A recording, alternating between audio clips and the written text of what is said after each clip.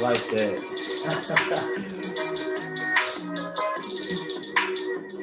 Woo!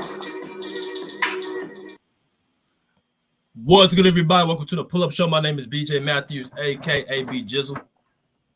Yo, and you already know who it is. It's your co-host that does it the most at Rick Masters 23. Rick Masters, man. Hey, y'all know how we started off the Pull Up Basketball Podcast shirts. We got the red, we got the black, the white. B Jizzle over there wearing the tank, man, the all-white tank. We got the hoodies, the sweaters, so y'all know what it is. Cash App, $ BJ Matthews, PayPal at Broderick Masters, man. Of course, we affiliated with YouTube, so you already know the deal. You want your questions answered, go ahead, shoot us something small, man. We get to you quick during the show. $35, $40 a pop on everything else. Hit us up in our DMs, beat Jizzle, let's go. Yes, sir. Hit up in our DMs. You know what I'm saying? Cash App, $ BJ Matthews, PayPal at Broderick Masters. Go and hit that link. Mrs. Tay, we appreciate you coming in, always moderating for us. Continue to follow her in the comment section, man, for y'all. Want to donate to us, man, give y'all respects to us, man. Definitely appreciate y'all coming in. Let's get to some of these comments. Salute to my guy, Pagan 180, you know what I'm saying, coming in here. Salute to my man, Stephen P.R. Torres. Salute everyone. My man, Thomas Talented, what's up, motherfucker? Pop and pull up. What's good with you, man? He's saying, just want to say y'all laughed at me about D'Lo. What's up now? I don't know who laughed at you. We didn't laugh at you. Did you remember laughing at for D'Angelo Russell? I mean, if we laughing, I don't know, but I say this: D'Lo did go off in Game 3. I'll say that. I did see that. Yeah, D'Lo been doing this thing the whole series. He's been. I think. Hold on. I think I know he's because we deal with so many people. I think I know he's talking about, and now I don't know what time a part of the show it happened, but I think he was the one that said he would pick D'Lo over Curry, and I know I was kind of sitting there like I ain't picking no D'Lo over no Curry. That's what I remember. But oh yeah. If you said that, I definitely laughed. I mean, he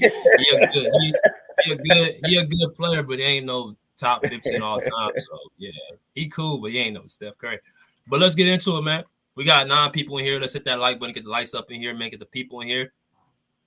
Rick, we gotta start off, man, with the first thing is first, man. The playoffs has been up and down. It's been one of the most unusual playoffs that we've seen. But we gotta talk about the first game. It was between the Miami Heat and New York Knicks, and the Heat won 86-105. If you look at the team stats, I want you to kind of tell me what you think going through the top and the bottom. And also we want to talk about no one other than Jimmy Butler. Is Jimmy Butler a top 5 player right now in the playoffs? I want to get your analysis on it. But when you look at the stats, what's something that stands out with you when you look at this win with the Miami Heat over the New York Knicks? Yes, and definitely I appreciate you pulling that up here because I go back and forth from the screen and look at certain things. I mean, just like everybody's saying right now, B Jizzle, first of all, let me say, it all starts with your boy Jimmy Buckets. Jimmy Buckets, the Buck, Giannis the throner. Jimmy Buckets, the pace setter. Jimmy Buckets is that guy, man. And we kind of spoke on it on the last couple of shows, man. Jimmy just seems like he's been there before. He seems poised. He seems focused. He knows what he wants to do. You could tell, like, by the way he plays, BJ, you could tell the man he gonna get what he wants to get. And I like how he gets to the basket. He has a superb play for keeps salute. He has a superb, mid-range game. And like I said on the last show, I was sitting there thinking to myself, like, when this man becomes so killer on the 3-point? Like, my man be yanking threes now. So we could tell that he's been working on his game. He controls, I mean, literally, like, if his team needs a bucket, he's going to get a bucket. And one thing I noticed about Jimmy is that he never lets it get out of hand. He doesn't allow the game to get away from him. So, there could be times where the other team will start scoring, but Jimmy will take over. He'll pace it. He'll start scoring. It's like he'll keep his team within the range to where they can not get so far away to where they're about to get blown out, but to where they can still make it a battle if they have to. And then when he needs to take over, he needs to take over. I see a lot of Jordan-esque type of DNA. You know what I mean? But outside of that, man, Jimmy, when it comes to the team itself, they obviously trust Jimmy, right? They obviously, operate around him. That's why in game 2, when he was resting his ankle, we saw what happened. They kind of, I mean, they played team ball, but it didn't quite look the same. You know what I mean? But it's like when Jimmy's out there, you could tell Jimmy is the captain of the ship. Thomas Talented, salute to you. Salute to you. He said Jimmy Butler playing like a healthy Kawhi Leonard carrying the Raptors. Boy, Thomas Talented, you know basketball, don't you? Shout out to Shout out Thomas to my Talented, man. Yes, man. sir. Shout out for real. We appreciate the love, man. We appreciate everybody on here, but much love, man. But yes, Butler is definitely that guy. I mean, I can't really stress enough how imperative it is for him to play. Because like I said, he's pretty much the heart of that team. He's the engine of that team. Hell, he's the main super chip of that team. He's the brain of the team. Like that dude, you could tell they trust in him. They trust his moves. They trust when he's taking a shot. You could just see how he works off of everybody. And BJ, I don't know if you noticed this, but he knows where everybody is at all times. Like you could tell, because there's some plays where he'll go to the basket and he's not even looking at a guy, but he'll just throw it in the corner and he'll throw it next to him. Because it's like you could tell him and that teammate practice on that, especially between him and Bam. You can tell they do a lot of role playing during practice just by the way they play. But overall, man, put that picture back up real quick. Overall, as a team, not that one, the stats real quick. So overall as a team, whenever you pull, there we go. Overall as a team, man, look, I'm going to tell you, because you would think the turnovers would actually affect them, but they evened out right there. Look at the points in the paint. Look at the points in the paint. Now, of course, we can attribute that to Jimmy and Bam themselves, because Jimmy, obviously, like I said, normally when he needs a bucket, he's either shooting that mid-range area or he's getting to the basket, which usually turns into a three-point play. That's what you got to pay attention to. So instead of getting a regular 2 points, he's getting fouled and then going to the free throw line. So that converts into a three-point play. But anytime you see 50 points in the paint and 36 on the other side, there's a good chance that team might win. It don't happen all the time, because sometimes the other team kill you in threes. But in this particular instance, you can already see that points in the paint is a big factor on why they won. And then, of course, as I look up at the free throw percentage, just by looking at the free throw percentage, again, thinking about Jimmy, he's converting a lot of those go-ins and trying to get to the basket, turning them into three-point plays. They're at 90%. So when you're beating the team 90.3 to 72.7, that's a big contributor in winning the game. And then I also look at the rebounding. So even though it's up by 2, 48 to 50, usually the team that out rebounds you in any category has a hot chance as well to win. So in all those categories, they're beating the Knicks, man. So just as a team play, that's what I see on there, man. That's how they took that game over. But Jimmy's definitely the catalyst on why they winning. What you think, B Jizzle? So I want to first go to the super chats, man. Appreciate Alan, my man Thomas Talent said Jimmy Butler's playing like a Kawhi Leonard carrying the Raptors. I'm gonna get into that because that's a beautiful comparison. I want to get to that. My man Andre Bubba coming in, man. Salute to you. Salute to my man Bubba. Also Alan NG, who constantly donates to our show. He said Jimmy is Mr. Playoffs. Yes, he is. And he said that's who Kawhi should have teamed up with, Jimmy Butler. So actually, for people who do not know, Kawhi wanted to team up with Jimmy Butler before Paul George. If you guys know what actually happened is, first it was Kevin Durant, then it was Jimmy Butler, then it was Paul George. So those are, as far as the story goes, that's the 3 guys he was really, gearing up to try to team up with, and Jimmy Butler's one of his choices. Now, Thomas Talented said something very interesting. He said, "Oh, I like that background. I like that background, bro." Nah, Thomas Talented said that Jimmy Butler is playing like healthy Kawhi Leonard and the player in the Raptors in the playoffs. So I did a video about this probably like a year ago in the playoffs around this time, actually. I said Jimmy Butler and Kawhi Leonard are similar. They're the same. I think the way they play the game, how they control the pace of the game, how they are, no one can rattle them. No one can speed them up. They get to their spots. They're not super fancy with their movements, but they get to their spots and they score the ball and they're dominant at what they do. I just think Jimmy's a smaller version to Kawhi, but they have the same mental makeup. They have the same actual game. They don't do two things out too much out of ordinary. They get to where they need to get to, and it doesn't look all that pretty, but it's effective. So the only person I can see that really mimics Kawhi is Jimmy Butler. So that's a beautiful comparison between the two. And he also said Jimmy's Mr. Playoffs. I said personally, there's nobody in the league I would take over Kawhi Leonard in the playoffs. I wouldn't take no one in the playoffs over Kawhi Leonard. And that goes back to say what happened in 2017, 2019, 2021, 3 years. We can go and say that this man in the playoffs when he was playing was the best player to me. You talk about 2017 against the Warriors, he had them down by 21 points in game one. He gets hurt. I feel like the Spurs could, won that series against Golden State. Me personally. 2019, he had that historic run against the Sixers, that super team with the Sixers with Joel Embiid, Ben Simmons, and Jimmy Butler against Milwaukee, which Giannis was the MVP, takes him out in 6 games. Or was it 6 games? Yeah, 6 games. And then 2021, he had that historic run against Luka Doncic, having that 45-point game in game 6, also defending Luka Doncic as well throughout that series. And then he gets hurt against Utah. So I think there's no one I would not have over Kawhi Leonard in the NBA in the playoffs. You can get Giannis, you can get Steph, you can get Joel Embiid, Jokic. I don't care who you get, KD. I feel like Kawhi is the best player in the playoffs because the way he plays both ways and affects the game and his mental makeup. But nonetheless, Jimmy Butler, man, I got so much love for him, bro. Because you could just tell, how those players, bro, that you just watch and know they love the game. They don't cheat the game. They just have a passion for it no matter what.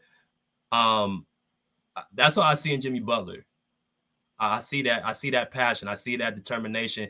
And I think his peers see it, right? I think his peers really respect his game. He's not out there trying to make friends. He has a real old school mentality, a real grind out mentality. And you can't do nothing but respect it. So I'm rooting for him because I love him as a player. I love his makeup. Like, I think he would fit perfect with the 2000s era, the early 2010s. I feel like he would fit perfectly with that era because he has that mentality of trying to, build his team. Remember, this team doesn't have Tyler Hero right now. Tyler Hero's their second best scorer, if I'm not mistaken. I think Tyler Hero, they're doing without their second best player. Yeah, you're right. So he's able to take less and make more. And it's something with Kawhi, the same thing Kawhi does. They didn't have Paul George this year in the playoffs, and he had them. I feel like they could have beat the Suns without Paul George. We've seen it in the past where Kawhi Leonard doesn't have a great super team around him, just a bunch of guys who know their roles, and he can take and make magic of it. That's why I see with Jimmy Butler. He's not making super teams. He's not trying to build up his teams. He does everything based off of what he is as a player. So Jimmy Butler is definitely top 5. Why do you think people are hesitant to put him there in the NBA? Why do you think people, because I said this last year, I thought he was better than Jason Tatum. But for whatever reason, people just don't give Jimmy Butler that same nod that these other guys get more publicity. Why do you think Jimmy Butler doesn't get that same respect? Because of Jimmy. I mean, Jimmy's not really he's not flamboyant. He doesn't get on the media. He's kind of quiet. I use more of a comparison here, like a reference. Like, everybody knows Michael Jackson. Everybody knows Prince. But the difference is that Prince didn't really talk to just, the common people. Not saying he never did, but he really wasn't out and about like that. You had to catch him either at the show or you had to catch him during the interview, but he just wasn't out and about. Mike, he'll walk around people. He'll take pictures with everybody. When he had the time, he was in the crowd. He was around the fans, right? He'll let people run on stage and hug him.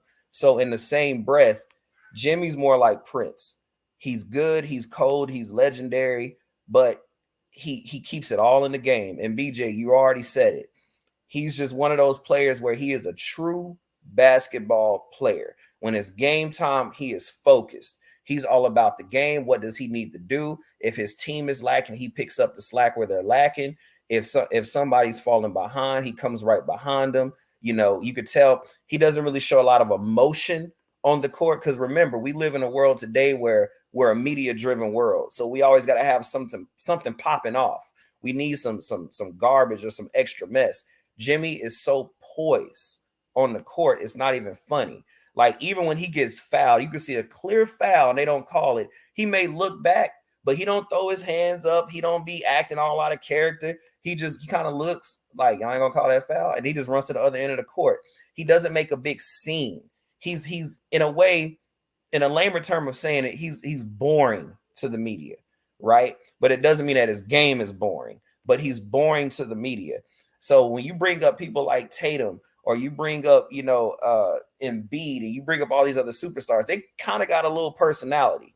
Tatum is always talking about Kobe and how he wants to be like Kobe, and he inspires Kobe. And, Kobe passed away in 2020. So that's news within itself. So that's something to talk about. That's something to generate. You look at Embiid, he just got the MVP, but he's not winning. So, I mean, in current time, that's something to talk about.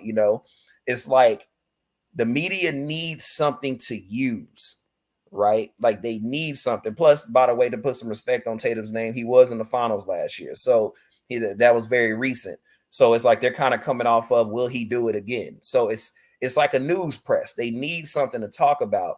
Jimmy, only, just like Prince, only gives you performance stats. He only has you talk about the show. So when he drops 56 points, that's something to talk about. When he gets injured in the game, that's something to talk about. He comes back from an injury and he tears you up and he controls the game again. That's something to talk about. But that's all performance level stuff that you're supposed to do. So I don't think it's as entertaining to what other players might do or talk about that's off the court for the media as it is for Jimmy Butler. Jimmy Butler keeps everything in the game, just like it was back in the day on certain video games. EA Sports, it's in the game. That's Jimmy. Jimmy's in the game. He ain't worried about what's going on off the court. He ain't worried about what the other team doing. He is focused on, how are we going to win this game right now? And you can tell as he's playing, the way he plays and the way he shows it. And that's not fun to the media, man. That's not a lot of fun to talk about. It's like, wow, he had 56 points, but that was for that night. So now they're going to say, well, what is he going to do next game? Right? So when you're kind of basing it off of that, it's nothing to talk about, because after that game, it's over. Now we're going to the second game. But if he was doing something off the court, if he had a more of a flamboyant attitude, like the Dwight Howard back in the day, or like Shaq back in the day, where they're goofy and they always talking about something and being themselves, it gives something, kind of like Kawhi Leonard. Kawhi Leonard's the same way. They just don't really play around. They don't really have this, goofy energy and playful energy. They're serious basketball players. So that's, the media can't feed off of that. And Jimmy, like I said, Jimmy's not flamboyant. He doesn't want all that attention. You can tell he just wants to win. So I think that's why you don't really hear about it. But I do say, I think that everybody will agree that we see he ain't no joke. He's a problem. He's a big problem. And see, make sure we hit the like. We got 25 people in here, man. We should have over 25 likes, man. We can all agree that's, Jimmy Butler is a top 5 player right now in the playoffs. And it's because of the exposure and, his personality, of him not trying to be friendly with the media. Public image, he does not really give a damn about. So that's pretty much it with Jimmy Butler, man. But I definitely respect this game. Let's go into yesterday's game took place between two Western Conference teams. That's going to be the Warriors and the Lakers, Rick. And and I'm watching the game. The Warriors they lost 97-127 at home on the road to the Lakers.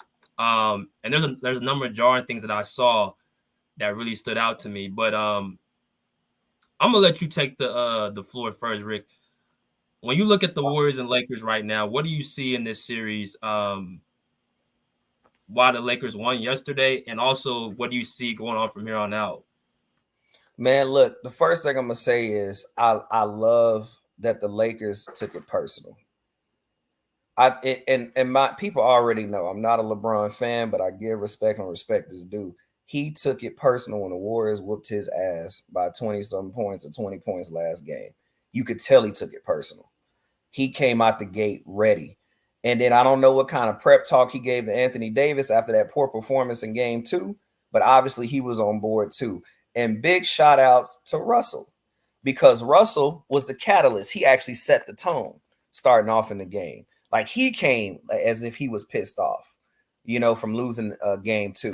So I will say this. Obviously, it's a rivalry team. And what do I mean by that? Curry and LeBron have been in the finals and seen each other for quite some time, right? They see each other in the playoffs, I should say playoffs, for quite some time.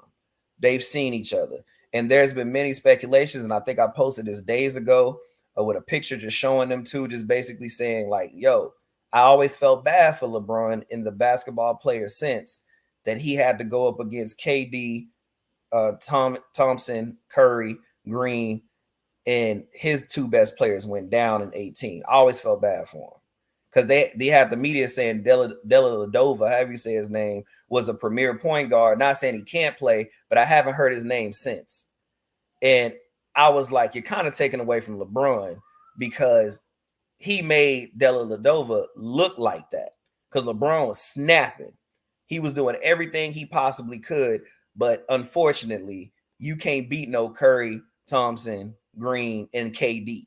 You got the Splash Brothers. You got an incredible defensive player that basically plays like a point guard in Green. And then all of a sudden, you got the greatest weapon in NBA history, arguably, on the same team. Give a damn how good you are. That's pretty tough to beat. And he still had what I think that year they're still thinking about giving him the NBA Finals, even though he lost, because that's how good he was playing. So I always felt bad for LeBron about that. I know that kind of bothers him probably personally to this day.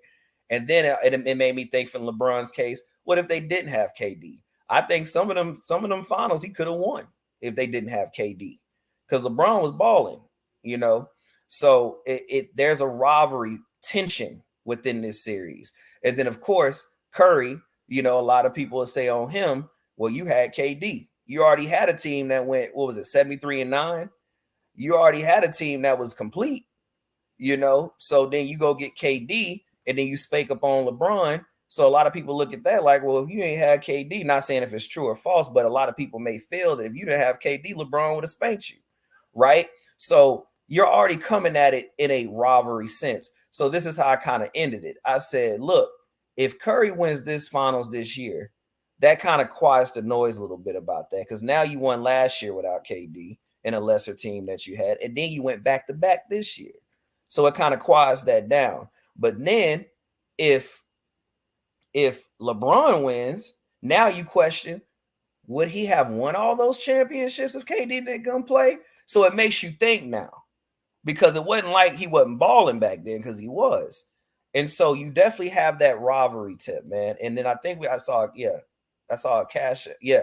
Tune in sports, man. Salute for the $1.99. What did he say? Lakers in 6, but if it goes 7, then Warriors win. Okay. And then let me see up here. I thought I saw somebody else that sent something. Yes. Yeah, it's the same one. Same one. Okay. So yeah. So definitely. Then Matthew Dellavedova was the Curry stopper. Hey man, LeBron. Like I'm not even a LeBron fan, but I got to give props. I remember 2018. LeBron was balling his butt off in that series, so much so that they almost gave that man the Finals MVP, and rightfully so if they did. But that's neither here nor there. At the end of the day, that's the first thing. They have that rivalry tension, right? Winning this can really mean a lot to either guy at this point. So I think it's personal on that level. But now let's go to the next step. Anthony Davis, man.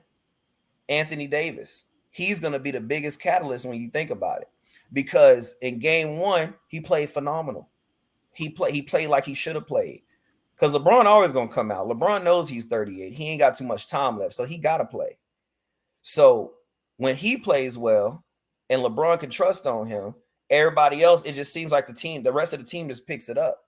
They feed off of Davis's energy, man. They feed off his play so much. And LeBron, you could tell, is trying to get Davis going. So then in game 1, they handle business in a tough environment. They did their thing. Much props. Game 2, where was Davis at? I don't know where his mom was at. 11 points. I don't know where he was at. But then, like I said, I don't know if LeBron got in his ear, his team got in his ear. They got spanked in game 2. They come back game 3. They took it personal. And then Davis played how he was supposed to play, like he should play. Because LeBron can't be 2018 LeBron. LeBron can't be 2014 LeBron. This man 38. He actually do need some help now. And that's why they brought Davis in. So if Davis plays like he plays in game 2, oh, I'm going with the Warriors all day. But if Davis plays like he did in game 1 for the rest of this series, I will not be surprised if the Lakers take it, because that's going to be the catalyst. So at the end of the day, man, it's going to come down to the rivalry, who just wants it more personally. And then 2, Davis is going to be that X factor. He's going to be the biggest reason whether the Lakers succeed or fail, because LeBron is, like I said, as much as I don't really like, let's just like him because I got a love-hate relationship with him, I do know basketball, and that man is balling right now. LeBron knows we gotta take it home, but he's 38. So there's plays where you can tell that age is kicking in, and it shows. So Davis, he needs to do what he's paid to do. That's why he's there. They're trying to make him the face after LeBron leaves. So he needs to figure it out. He can't keep having these games like game 2, bro. It's just point blank. He has to show up every game. But to end it all with the segment on this part, you still can't count out the Warriors, because Steve Kerr and the rest of that team are gelled and they have a lot of playoff experience together. So they're going to pick you apart if you don't show up ready. Brother Omar Juma, hey man, salute to you too, man. So one thing about this series is that the Warriors they're very schemy. They got a good coach, they got a good system. Their team chemistry is beyond none. Like, they are up there. They know how to adjust.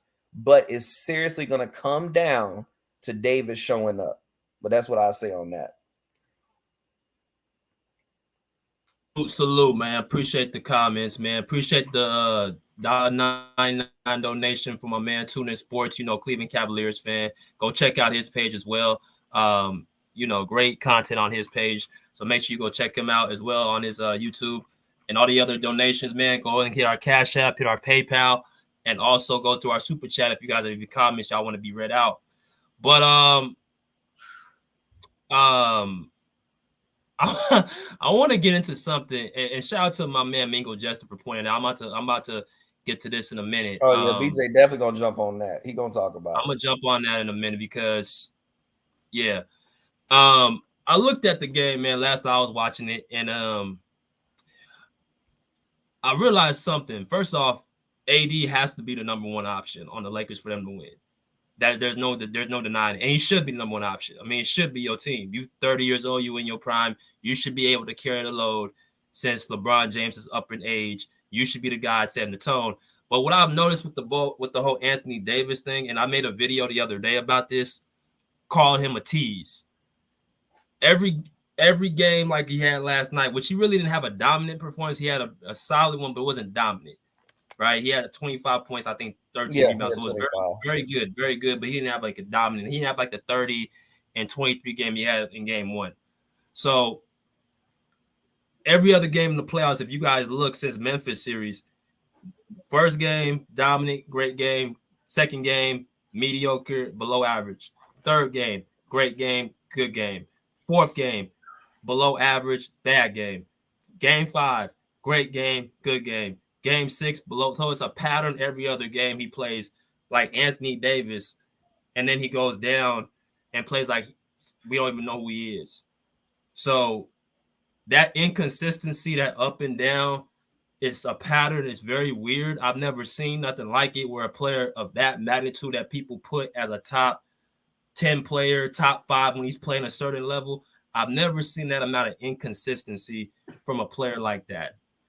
I mean, you can't even string along 2 great games together in the playoffs. That's just weird to me. But first point in case, AD has to be the number one player on this team for them to win this series. Second case in point, the Warriors were very, very sloppy yesterday in that second quarter. They were up 42-31, and then from there on, I started seeing them turn the ball over. I started seeing Draymond Green getting texts. I started seeing JaMychal Green got a tech. I saw Klay Thompson had 6 turnovers. I seen the ball move, which is out of whack. They were playing too cool for school. They let their foot off the gas. A lot of different things was happening with the Warriors where I'm just like, what are we watching right now? This ain't the Warriors basketball. This ain't the team I saw in the first 2 games. This ain't the team I saw the last 4 minutes in game 1. This ain't the same team I saw in game 2. Like, they're just out there just to be out there, right? So that's really what hurt the Warriors. They did not play with no urgency after they were up 42-31. So ever since that run that the Lakers made after that, the game just went down. D'Angelo Russell, man, has been the perfect fit for this series. He played with the Warriors, for people who do not know, in the 2019-2020 season. He played with the Warriors. I think he averaged around 23 points in around 30 games with that team. So what do we know about D'Lo? D'Lo plays at his own pace. He's a natural scorer, not that very athletic. Doesn't play great defense, but he can put up points. So that's why I think he's been able to be very effective in this series against Golden State, because Golden State puts up points. You have to pretty much match him. So he's been, I think, the X factor of this series so far, D'Lo. And I always say, man, from game to game, game 1 is the fill-out game where the 2 teams play against each other, and you see what happens. Games 2 and 3, or games 2 to 4 is adjustment games where, back and forth, you make adjustments, what I'm saying, between the 2 teams that are playing. And then game 5 and 7 is all about execution and grit, because you already know what the 2 teams are going to do. So I expect game 4, the Warriors to make adjustments. One of the adjustments I think they'll probably do is they'll probably have to try to play Jonathan Kuminga a bit more, because I saw they've been doing it the last couple of games, but he has not been getting the minutes he needs. So I think they'll probably start inserting him more into the lineup to help out with Anthony Davis. But I expect them to make adjustments following that beating they took yesterday. But we got 36 people in here, man. I want to talk about something, and I don't care who gets mad, because this ain't basketball. Bro, I'm all cool with a team losing or a team winning or whatever the case may be. This is basketball, you know what I'm saying? They play the game. They play hard as they can. They try to win. Whoever wins, you shake hands. Whoever loses, you shake hands. Cool. This narrative has been going around since, I'll say, around All-Star break. The Lakers have been getting favorable calls and free throws out of nowhere. Now, of course, I'm not the biggest conspiracy theory. I'm not even into that. I think that you play the game and you just go out there and you hoop. That's what I would say. But I do pay attention to patterns. I do pay attention to symbols. I do pay attention to things that are going on around me. Game 1, the Lakers shot 29 free throws to the Warriors 6. Now, I didn't have a problem with that. I'm going to tell you why, because I thought the Lakers deserved the calls they were getting. They were attacking the basket. They were being very aggressive with Anthony Davis, so they deserved those calls. And I watched them in time. I said a lot of those calls were in the Lakers' favor because they got a foul call. So I wasn't tripping. A lot of Warrior fans are saying, they got 29 free throws to our 6. What's going on? Well, it's because you're shooting a lot of outside shots. That's why you're not getting the calls. So I was like, whatever. Yesterday, I didn't see that. I seen there was a disparity between 37 free throws to 17 for the Warriors. And from what I saw, that's a 20-point difference. Now, I made a point. I said, for the people who did not go watch the part in second quarter where the Warriors were up 42-31 and see how fast the fouls racked up for the Warriors. I think at one point it was 32 free throws to the Warriors 8 at one point. And I'm looking at these calls. I'm just like, yo, these are play on calls. And it was one after another. It wasn't just one call, bad call here or there. Oh, I missed it. No, this was just one after another, bad call after bad call. And what I looked at yesterday, I saw that the refs were giving the Lakers every opportunity to get back in the game, and they were giving them that favorable whistle. And I saw the Warriors choosing not to attack the basket because they weren't getting the same calls. Because if you're not getting the same calls as me, why am I going to keep attacking the basket? Why am I going to keep trying to get some contact when you're not giving me the same calls? I saw Steph Curry fall to the floor like 2-3 different times. I saw they called 3 defensive fouls on Draymond Green, blocking fouls. I seen Klay Thompson get called for a hooking foul twice. Same thing that Austin Reeves does on a consistent basis. I'm like, this is one after another. And then when I look at these other games, like if we look at, let's say, the Boston Celtics and the Sixer game, these are blowout games. The free throw disparity is not that big of a gap. You get 23 free throws for Philadelphia, 16 free throws for Boston. They get beat by 97. They get beat by 30 points, right? You see this game right here between the Nuggets and the Suns. They get beat by almost 20 points. You get 17 free throws for Phoenix and 15 free throws for the Nuggets. You go to the Miami Heat, New York Knicks series. You get 31 free throws to the other team's 22. They beat them by 20 points. Like, come on, man. There's no excuse for you to have 20 free throws over another team just to beat them by that much. Now, of course, I wanted to say the Warriors were playing sloppy in the second quarter when they were up by 42-31. But if the game was called evenly fair, they would at least give them an opportunity to get back into the game. That's too many damn free throws, bro. That's you just giving them. That's what you just giving them the game. I'm looking at these calls. These are not even actual. These are play-on calls. You're not giving the Warriors the same opportunity. So I'm just gonna say this. I'm gonna continuously watch the free throw difference between these two the rest of the series, because I saw in game 2 there wasn't a big gap, but the Warriors beat them by about 30 points. I think by 27 points, but they didn't need like a huge gap in free throws. No other series is going like this but the Lakers and Warriors. So you're just giving them calls and it's taking momentum out. That's trash ass basketball to me. But what you think about that? I mean, Jizzle, man, I can see both sides of it, and you spoke on it too. I can see where, just by the numbers alone, I mean, it's like, whoa, what's going on here? Like, and I like the backdrop. I like the examples you were showing with the other games where people are getting beat by 20, teams are getting beat by 20, but the disparity between the free throws is not that far off. So that will make a person say, oh, that's kind of suspect, or make you scratch your head at the very least. And then on the other side of it, kind of like you touched on, they played kind of sloppy in the second quarter. But like you said, you did say, hey, if it wasn't such a big, disparity in the free throws, it would give the Warriors a chance to win. That also can be true.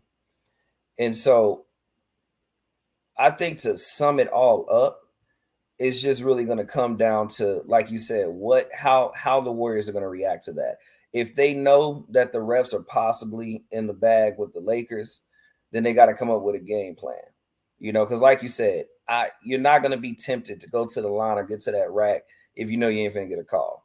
Like, I'm not finna go to the rack like D Wade back in the day, put my body on the line if I know you ain't finna give me a call. I'm just not even gonna test it, right? But at the same time, it does hurt you if you're not playing efficiently either, right? It's only gonna make it worse. So right. We already know that, it's the NBA. We've seen things like this in the past with other teams, right? And so I think at the end of the day, man, that's a situation when it comes to officiating where you really can't control that part of the game, if that makes sense. Like, even if I got fouled, I just can't yell foul like I do at the court on Saturdays. I can't yell it out and I just get it. Like, you're hoping that the outside force gives you the call. But what if they don't? Right? So I think it just comes to the Warriors just having a game plan, knowing that, looking at that disparity, knowing that the refs could possibly be in the bag with the Lakers, that could be a possibility. They got to figure something out on how they're going to come at that. Because if you can't, if you do the same thing over and over and expect change, as they always say, that's called insanity, right? So we can't keep coming at it the same way. So, man, I think I'm going to go with you when you said in the beginning, when you started speaking on it, hey, we just got to play ball, man. We got to play through this, because I've been in games in high school where it's like, yo, these refs is bugging. Like, but we had to keep playing. we just had to make sure we didn't make as many mistakes or make silly turnovers or anything like that. Not saying you still could possibly win, but sometimes you can't pull it off. But definitely got to come at it with a different game style if we have a good sense that these Lakers officials, I'm gonna say Lakers officials in this sense, are probably in the bag with the Lakers. I mean, that could be a possibility, but I think far as for the Warriors' sake, they got to come ready. You know, it's almost like you're facing the officials and you're facing the Lakers, which is tough for anybody to do. But it's like, how can we control that? That'll be my question to it. How do you control that? Because they control the call. They control when you get hit. So then how do you kind of coach or scheme that as the opposing team? You gotta play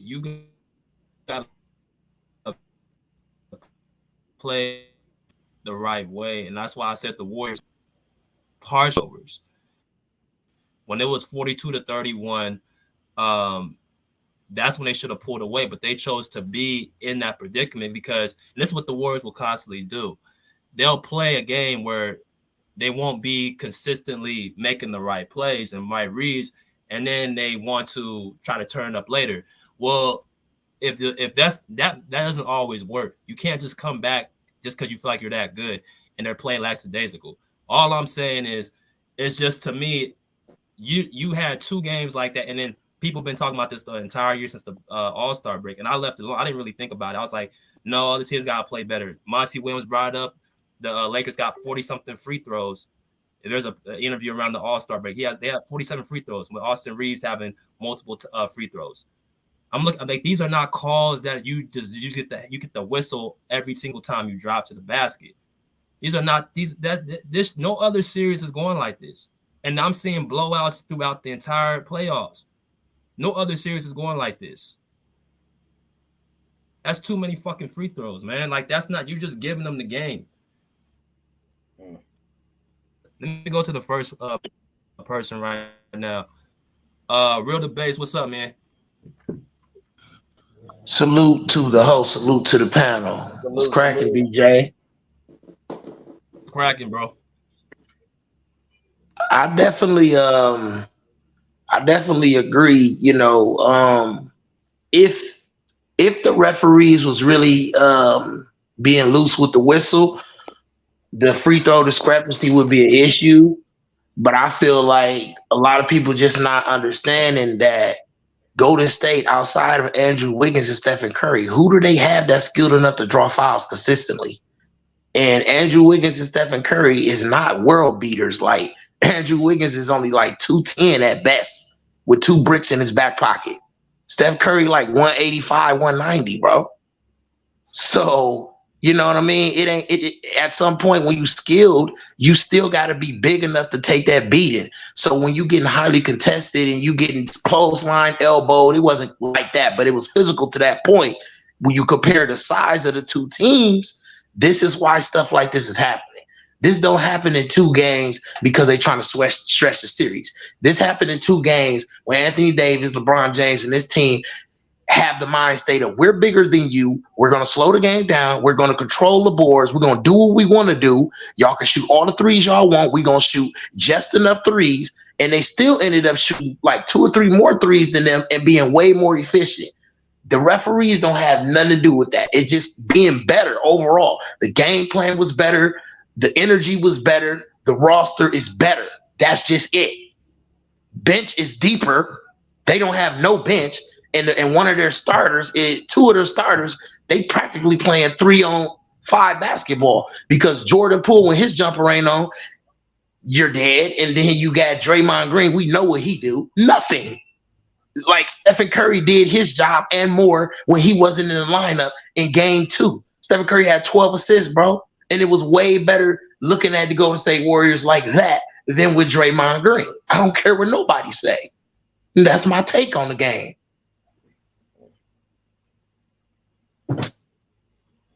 Okay, respect.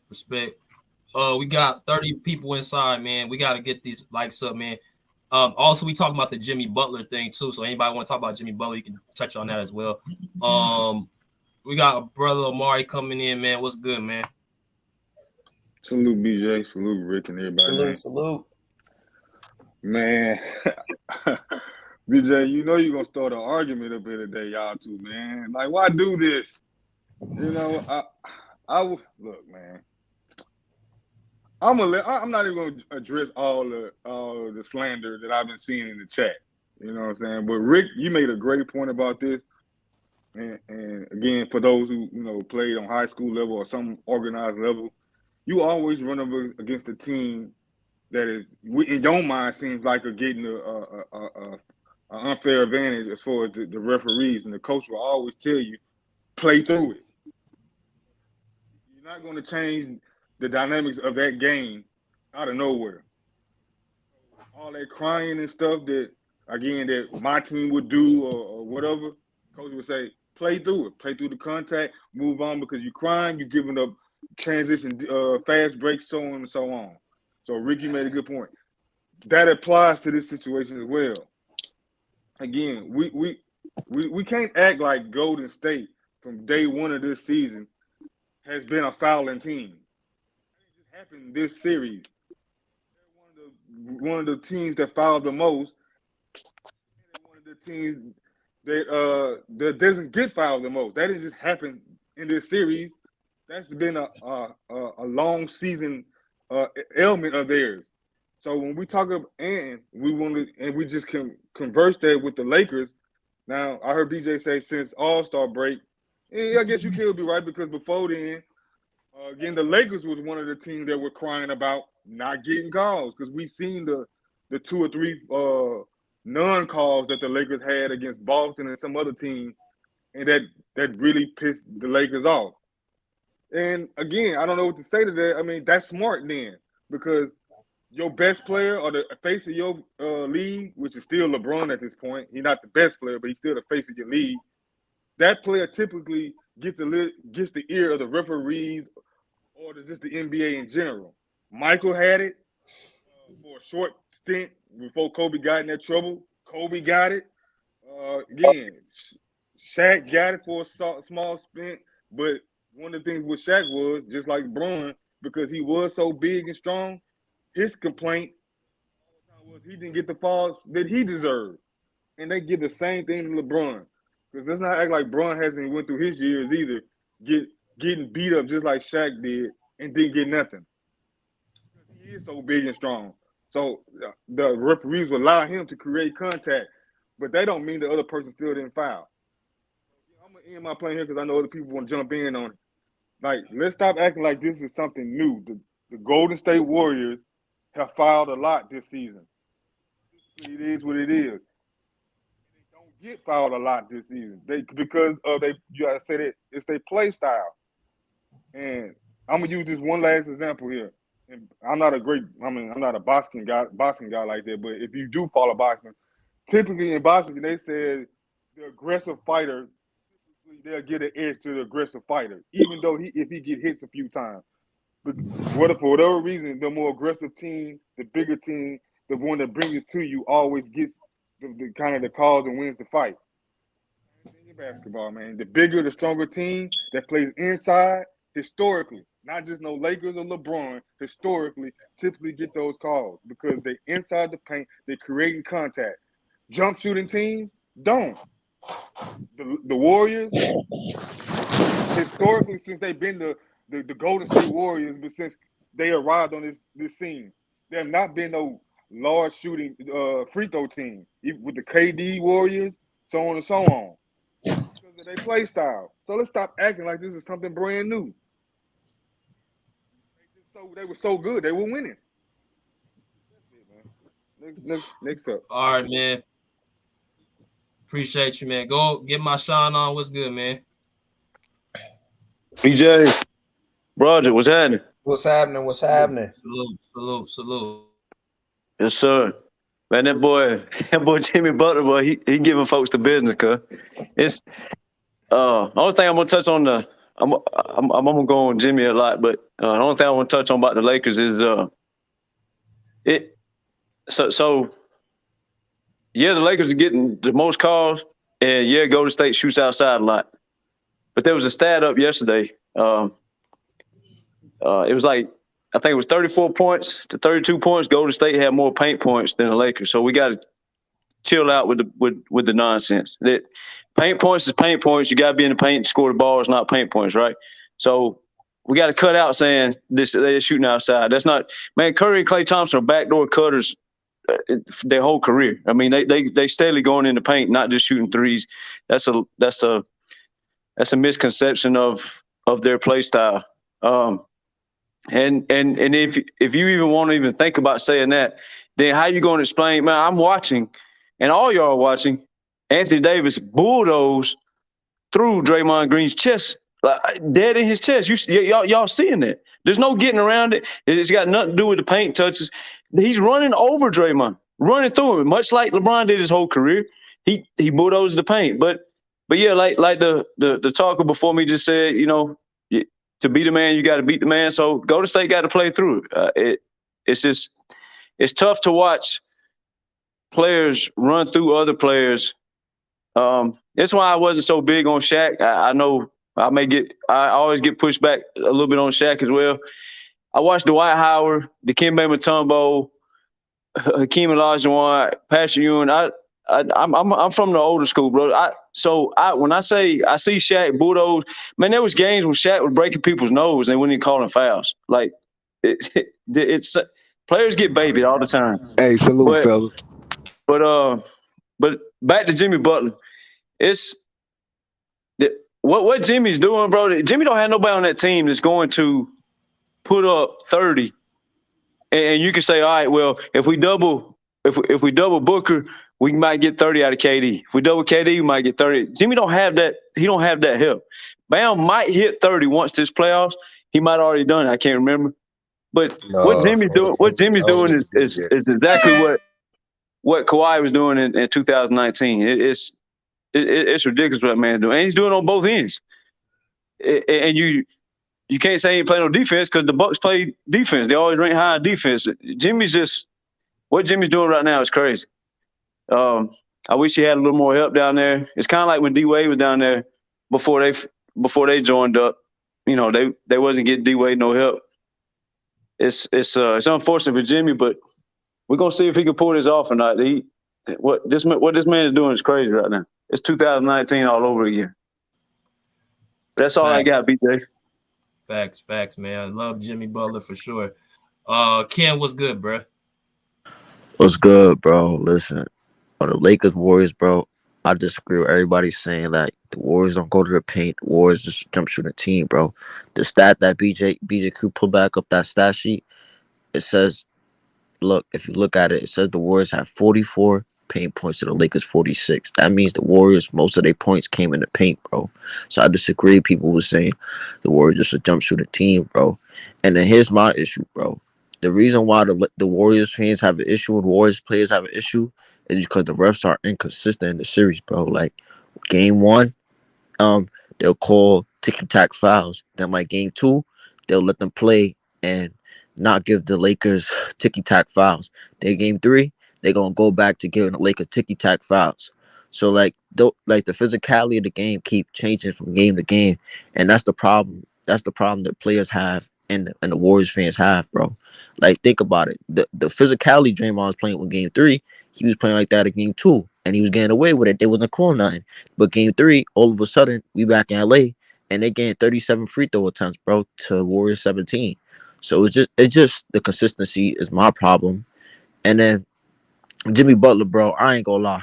That man, he's been arguably the best player in the playoffs so far, bro. Like he's carrying his team, he's rebounding, he's playmaking, he's defending at a high level. And then he's also playing through an ankle injury, bro. He's just a tough dude, bro. He's a tough cookie, bro. Listen, Jimmy Butler, I earned a lot of respect for him because in the regular season, bro, he takes it easy. He's chilling. He doesn't really care. He seems passive. And then once playoff come, he turns to a whole nother level. He turns to a whole nother dude. And I'm really buying into that Jimmy Butler, playoff Jimmy, bro, because that guy's something different. That's all I got. For sure. Mingle Jester, what's good, brother? What's happening? Salute. What up, nigga? So what's going on? So we're gonna sit here and act like the Lakers not getting a lot of damn calls. Bro, we finna sit here and act like that. Like the Lakers just the most physical team that ever played the game of basketball. That's how we finna act. These guys shoot 100 more free throws than the second most team in the league. 100 more free throws. Austin Reeves get more free throws than a lot of these guys do. We serious right now? Like, come on, bro. We're not doing this, bro. We're not finna sit here and act like that's what it is. And the Warriors is just a jump shooting team. We all know that Steph Curry is the greatest off-ball player in NBA history. So if he's the best off-ball player in NBA history, he cutting to the basket, cutting this way, doing this, doing that, whatever. So he ain't getting them called. That's what you're telling me. And Anthony Davis them just that much more physical than they is. Yeah, okay. And my name Denzel Washington. But anyway, listen. All I'm saying is this, bro. In game 2, the free throws were even. It was like 17-15. The Lakers get blew out by 30. The refs saw that and like, we can't do that again. Fact. We gotta up it a little bit. We gotta go up a little bit more. Mingle, look at the screen. Look at the free throws. I said it's 37-17. That is a no. No, that's game 2. That's game 2. That's game 2. Okay, game 2. What's game 2? All right, free throws. Okay, right. 16-17. That's my point. The free throws was 16-17, and the Lakers get blew out by 30. Game 3 is 37-17, and the Lakers win by almost 30. You don't see the correlation in that? Y'all don't see the correlation in that. You got to be crazy as hell if you don't see that. Come on, bro. Stop it. I will They see the play, bro. They don't want to. They don't want to acknowledge. Man, they see the play, bro. Stop it. Cause I'm gonna tell y'all one thing. If it was in reverse and the Warriors were getting that many free throws and the Lakers wasn't, they'll be crying. Facts. They'll be crying. Look at the free throw difference, but look at the free throw difference. They'll be crying. So you got to keep the same energy, guy. I'm done with it. But I got one more thing to say. Jimmy Butler is a monster. Now I'm done with it. All right. I wanted to say something because I posed a question before we started letting people in when it came to this. Like I kind of brought up, I was like, if you know that the other team probably has help with the officiating, what do you do? Now, BJ, when you brought up game 2 and game 3, this is what I saw. Let's look at turnovers on both sides. And then let's also look at rebounding from game 2 and game 3. And I was pointing at, what do you do as an organization or a team to help yourself as a team if you know you're going to deal with some bad officiating? You got to take care of the ball. You got to take care of the ball, and you got to board. You got to box out. You got to bang. Those are the two things. Yeah, there's no question they got to take care of the ball. I mean, that's a. Like, Roger's got a great point, but what is the topic? The topic is the free throws right now. Wait, BJ, how many turnovers the Warriors had in game 3? Game 3, they had damn 19. Yeah, you didn't see that. So that's 38 points, possibly more if you're hitting threes. But then I'm looking at the rebounds. Okay, so they out rebounded you too by 10 overall. So I'm not saying that there's no cheating going on. That's not what I'm saying. What I'm used to when I play ball is if I know if I'm dealing with a team and the officiating refs are helping them, what can I do as a player in the team itself to overcome that? That's all I'm saying. And so when I look at 19 turnovers and the other teams out rebounding us, we're not helping ourselves, and we're already being played against two entities. Hey, can you put the game 2 stats back up? Who had the most turnovers in that game? The Warriors. I'm gonna let you. Okay. So they had more turnovers, but we had equal foul calls, right? And they also out rebounded. Yeah. All right. So Roger's got a point, and we're looking at it. The Warriors had more turnovers in game 2 than more turnovers in game 3. The only difference in both the games was this miraculous free throw shooting. And like I said, if y'all going to sit there and act like Golden State shoot outside, okay, that's one end of the court. Like I said, you got to go to the other end of the court, it's blatant. Anthony Davis is bulldozing his way through, and I don't like Draymond. Draymond's dirty. I can't stand that dude. Can't stand Chris Paul. He's dirty. Couldn't stand Derek Fisher because he was dirty. Like some of these guys, I don't like. But Draymond's a great player. I'm not going to sit here and say this dude Golden State ain't going nowhere without him. I'll give him that for sure. But he's running through this dude, bro. Like his whole shoulder is hitting the middle of Draymond's chest. He's not hitting the rib cage. He's not hitting his hips. He's dead right through the middle of his chest. And Draymond's like, you can see Draymond like, man, what am I supposed to do? What do you want me? You want me to just get out of the way? And you can see his body language like stepping out the way. Do you want me to step out the way just to give up layups all night? He's asking the refs that, and the refs just stand there with nothing to say. Of course, the refs don't need to be arguing with the players anyway, but still, y'all talking about one end of the court when you just say they're shooting outside, and that's not true because Curry, Klay Thompson, they known backdoor cutters because they know everybody's going to overplay the perimeter on them. So they known for going backdoor shooting layups all night. That's what they known for that. So you know what I've noticed. Go ahead, Ken. After this, I'm gonna let Bruce go. Go, Ken. Nah, cause I'm noticing something, bro. It's becoming consistent in the series. Based off the score and who has momentum in the game is how the refs gonna call it, bro. So let's say the Lakers up 5 to 10 points, they're gonna give the Lakers all the calls. Let's say the Warriors up, they're gonna give the Warriors. They're not gonna call no ticky-tack fouls on the Warriors when the Warriors playing defense. That's what I'm noticing, bro. All right, Bruce, what's good, man? Hey, hello everybody. I hope everybody's good. Hello, Bruce. Hey, man.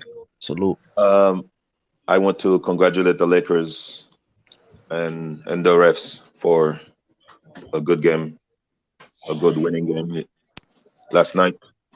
I like the 3-pointer by the ref. So, the Warriors contributed to their loss last night. They had control of the game, and Steph Curry decided to do a stupid turnover when he tried to get a home run pass to Klay Thompson. So Curry and Draymond are responsible for the loss last night. You have Austin Reeves on you basically most of the night, Steph Curry, and you're not taking over. Austin Reeves on you. I don't know what he's waiting for. Yeah, I think he's trying to get the others involved. Maybe he feels bad because on Game 7 against the Kings, he was shooting other shots. But he has to take over, man. He has to take over. You have Austin Reeves on you. Come on. When Draymond gets in foul trouble, the Warriors lose. Game 1, he was in foul trouble. What happens? The Warriors lose. Last night, Draymond was in foul trouble. What happens? Warriors lose. Looney cannot have a lot of minutes in this series. When he's in the game, the Lakers dominate. Anthony Davis dominate Looney. Dominate. He cannot play Anthony Davis. Draymond guard Anthony Davis better than Looney. So, I don't know. Now, I think it's time to play Kuminga. Get the Lakers tired. Warriors had a good chance. LeBron wasn't doing anything in the first, basically anything in the first half. And you let the game get away. LeBron is tired. He's tired. You can see that in the first quarter. He's just coasting. He's tired, man. After the jump he did, I think he was doing a hurdle. Hey, I don't know about Monday. So, Warriors should be 3-zip. They're playing with the Lakers. They're playing with them. Underestimating the Lakers is a mistake. I don't think. Yeah, go ahead.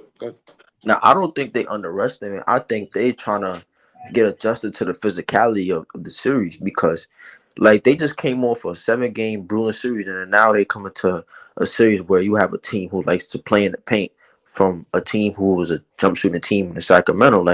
Lakers are attacking team who was always in the paint. And like, if the Lakers don't get their free throws, we see what happened in Game 2. They got blown out. Hey, if I'm the Warriors, I don't let Klay Thompson guard D'Lo. D'Lo has been killing him all 3 games. Facts. I put Klay Thompson on LeBron, and I put Wiggins on D'Lo, because D'Lo is he was carrying the Lakers basically in the first half. And the game was still close, Bruce. The game was still close with D'Lo going off. Klay Thompson cannot guard D'Lo. Golden State was up 11. Yeah, facts. Yeah, I'm not mistaken. Yeah, Golden State was up 11. What changed the game is what all y'all are saying is Draymond. They're gonna let Draymond get away with a little more physicality than Looney, because that's Draymond's MO. They always gonna let he plays more physical. But the refs are taking Draymond out the game by giving him texts and by letting Anthony Davis run through him and getting him in foul trouble, and he goes off the bench. And then, like Bruce said, Looney got to come in, and it ain't working out. Another thing they could possibly do is stop playing pool so much for offense. Stagger the scores and bring in, where the hell is Gary Payton, man? Bring in Payton and put Payton on D'Lo and Reeves. He'll cool that. No, I don't see D'Lo cooking Payton. Gary Payton doesn't score, man. It's another Draymond. He doesn't score. But you don't need to play Gary Payton for long. He's been wide open so many times and he's missing those shots. Last year he was making them, and Jordan Poole is selling. He's not doing anything. But Bruce, that's what I'm saying. Poole's not giving you nothing, so you might as well bring in defense if he's not going to give you nothing. And listen, with the defense with Gary Payton, you don't bring Gary Payton in for like 30 minutes. You play him like 5 to 10 minutes, depending on how the game goes. You play him depending on how the game goes. You're not going to play him in long stretches because you know he's not going to give you offense. You're going to stagger his minutes between Poole and Gary Payton. Yeah, but what I'm saying is Poole ain't hitting the shots though. This is incredible. What y'all doing? The context of it than y'all doing. So, Brother Amari and Real Debates, what do you guys have to counter with them, what Bruce, Mingle, and Ken have to say? I heard somebody saying put Andrew Wiggins on D'Lo. Well, Andrew Wiggins played a 4. So you take him out of the paint and leave Draymond all by himself, or you can take him out of the paint and leave Looney all by himself. They already get destroyed every time against Anthony Davis, and then you want to take the help out because y'all can't guard the perimeter? No, Golden State need to man up. Just like they said the Lakers need to man up when we got blew out by 30. Man up, sit in that chair, switch, guard, period. Quit the whining. I don't want to hear it. Yeah, if you take Wiggins off of LeBron, which is a kind of flying under the radar, Wiggins known to locking everybody up, the people he guards. You put Wiggins over there, then LeBron's going to start posting up Clay or Curry. So, yeah, that'd be tough trying to put Wiggins on. You got to see. This the problem. I already said. Like, I don't know why we ignoring this. They're bigger and stronger. You only have what you have. You got Kuminga. You got Kuminga. You got Draymond, and you got Moody or whatever you want to call him. Right? That's who you got. That's who you got. That's not going to change. We can sit on here for 4 hours and debate. That's not going to change. Tim Legler, Stephen A. Smith, everybody from around the world at halftime and at the end of the game said this. You can switch and do whatever you want. Anthony Davis, if he's still on that court, you have a problem. Period. Yeah, I don't know about that. You have a problem, bro. I disagree. No, it's no.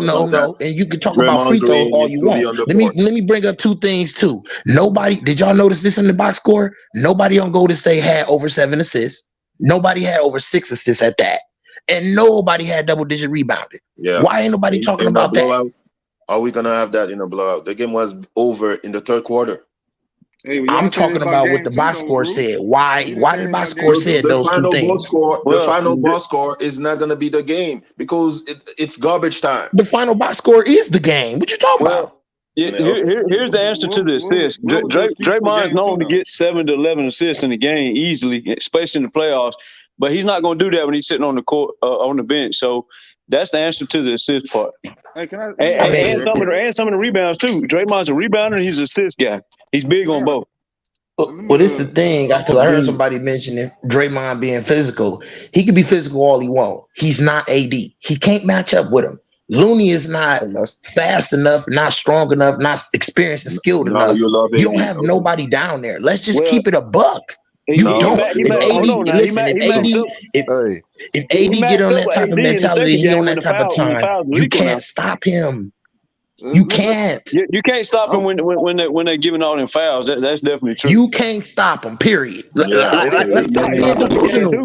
He stopped in game two when the fouls were equal and Draymond was on the It's court. like y'all not even paying Hold on, attention hold to the on, hold on, story. hold on, hold on, hold on. We got some new people on the panel. So, Brother Mark, go, and then we're going to go to John, LaMarcus, and then Dre. So, go ahead, Brother Mark. I'm going to just take a few things here because we keep glossing over these things, right?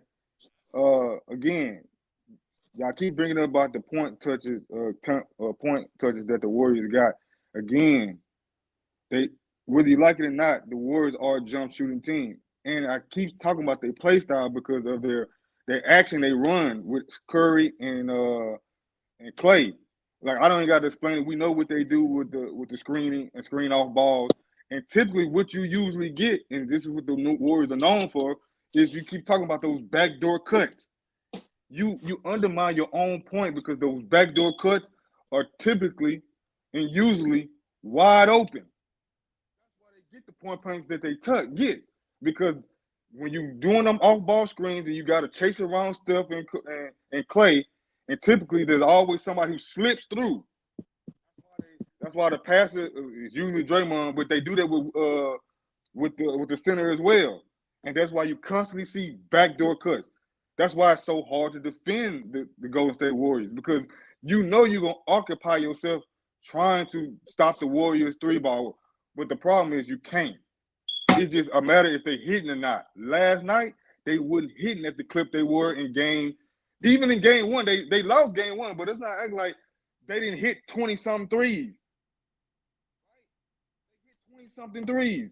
Game two, they followed up and hit more threes again. Game three last night, they didn't hit as many. That typically happens with a jump shooting team. The Warriors have historically been this. So y'all keep acting like this is some Laker referee conspiracy thing. Look, we can go through the annals of history and talk about teams that got foul calls. Look, Dwayne Wade had a whole championship series that people still question to this day. But we still respect it because Dwayne Wade was doing what he had to do. Again, I'm going to say this for the 1,500th time, man. The Warriors, since they've been the Warriors, have historically fouled. They have historically not gotten to the foul line. Acting like this is some new thing with the Lakers this year. That is a historical thing with the Golden State Warriors, and the Warriors have accepted that. Just like they have historically not been a big team either, because of again the play style. They have one big man on the roster because they got rid of the other big man doing trade deadline because it doesn't fit the way they want to play. They would give up the foul. They would give up the height because Steph and Clay and their shooting ability. And we can't argue with it because it got them 4 championships. They won last year just like that. So again, let's go to the game. We talk about the 4. They have 14 offensive rebounds. Why do they have 14 offensive rebounds? Because of their play style. Typically, there's a lot of people out of the paint.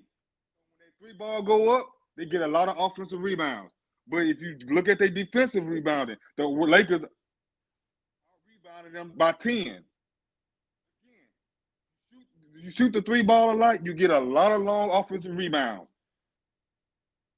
That's what happens. This is not about the ref cheating or nothing like this. This is about two different play styles coming head to head, and it's going to determine which one is going to win. The Warriors, whether y'all like it or not, they're an outside shooting team. They've been with their way since day one. That's why when Charles Barkley said years ago, which is wrong, he said it nevertheless, no 3-point shooting or no jump shooting team will ever win a championship. And historically, up until Golden State, that was correct. We didn't know Steph and Clay was the snipers they were. So, I mean, look, I'm finna blame my plane because I know you got some other people in here. Again, we talk about game 2. AD was not AD. Now you can say whatever you want to say how it was, but he wasn't aggressive. Again, that shows you with the free throw discrepancy. Because if you look at game 2, AD was shooting a lot of jumpers himself. So do y'all think that the referees helped them? No, I don't think no referees. Yes, I don't No, think definitely. no. no. It's a Hold reason why I was No. asking this Hold on, question. hold I on. got an Let's answer Dang, they behind gonna that, let but the man answer the hold on, hold on. question. I Hold on. know. My bad. I'm on mute. I don't think they were helping them. But again, if we're gonna do this, then we got to do this with every series and every championship run that everybody went through. That look, every playoff run, we're gonna look at teams complaining about refereeing. Like that's gonna happen.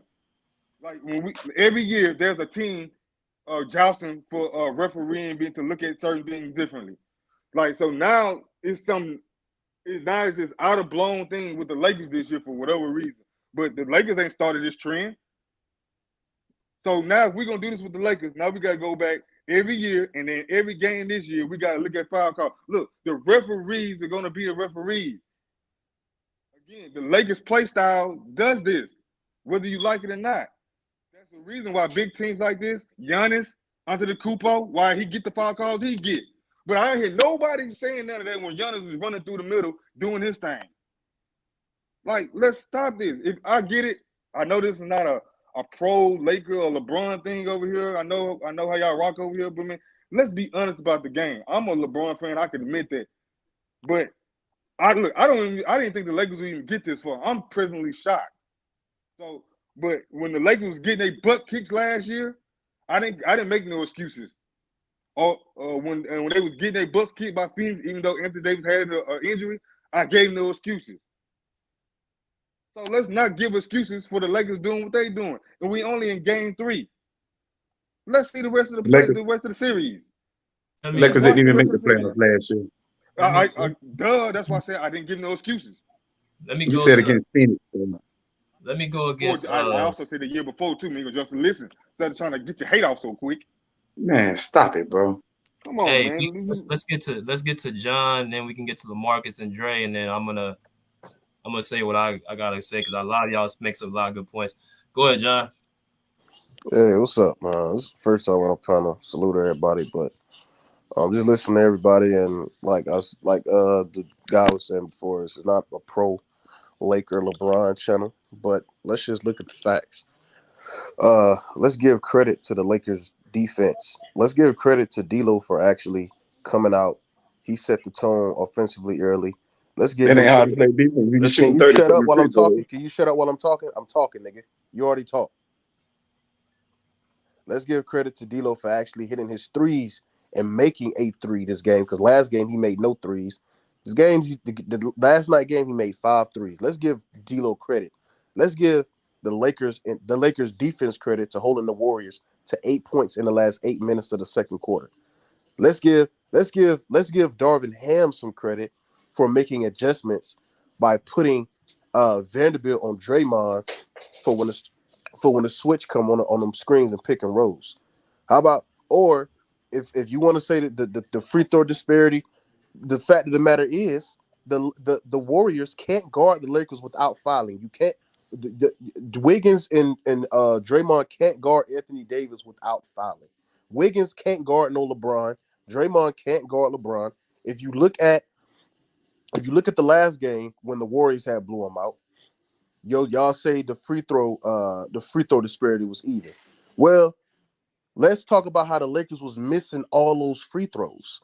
Let's talk about how Anthony Davis was trash and boo-boo offensively and defensively. The second game, he contributed to nothing. The second game, when he's aggressive, there's nothing you can do. There's no answer for it. So also, I want to give a shout out to LeBron. Let's also give credit to LeBron's leadership last night, because people were saying, "Oh, he's doing the first quarter. He ain't being aggressive. He wasn't sure." No, what LeBron was doing was making Anthony Davis and the rest of the team get involved and be aggressive. That's what happened in that first quarter. That's why LeBron took 0 shots for the first time in his career. Let's give credit where credit is due and not hate because the free throw disparity. Those everything I just threw out was facts. from the 3-pointers to the 3-pointers being made, timely shots, to AD to the Lakers being aggressive. There was no answer for Anthony Davis. There's no answer for LeBron. Wiggins can't guard no LeBron, and neither can Draymond Green. So that's all I'm saying. It's not. I ain't finna go on a whole just thing. It's if you watched the game last night, you watched what I seen. Let's give credit to the Lakers defense for actually playing defense. Nobody talking about the Warriors. I didn't hear nobody bring up the Warriors turnovers, how bad Steph Curry was, how bad their offense was, because they constantly turned the ball over. Bad passes, all right, undisciplined yet again. Nobody talking about that. Everybody want to give credit to the refs. Let's give credit to the Lakers for actually going out, playing good defense. Let's give credit to D'Lo for actually making his threes and actually setting the tone. And let's give credit to Anthony Davis for not coming out playing poo-poo like he did the second game and actually having an impact on the game. That's it. All right. We got Center JR, man. If you want to come in, man, hit the link, man. You can come in here. Let's go to LaMarcus, man. What's good, bro? What's good to y'all boys, man? Y'all, how y'all doing? Good, bro. How about yourself? I'm doing all right. I just wanted to get my little take on this stuff so far. The game was crazy. I have watched it when they were blowing us out at 20-some points and whatnot. After a while, they turned around and made some adjustments and whatnot. But it was a certain thing that happened in the game. But the only reason why I had asked my mans about do he think that it was do he think the ref was helping him? I wasn't literally saying it as in a factual thing, but what I wanted to say was because, like he said, nobody expected them to get to this point. They always been a good they've been a good team since the trade deadline, but a lot of people be saying that referees always help them. So I just felt like, do y'all, like, no matter what, do y'all think that that's true? Because no matter what, like, if he lose, he's trash, but if he wins, he get help. So it's like, to be honest with you, Brian, my dog, so I don't understand it. I'm trying to understand it. You already answered the question, man. So the reason why is because, like I said, they've been a 14th, 13th seed. They made some trade adjustments going to the trade deadline.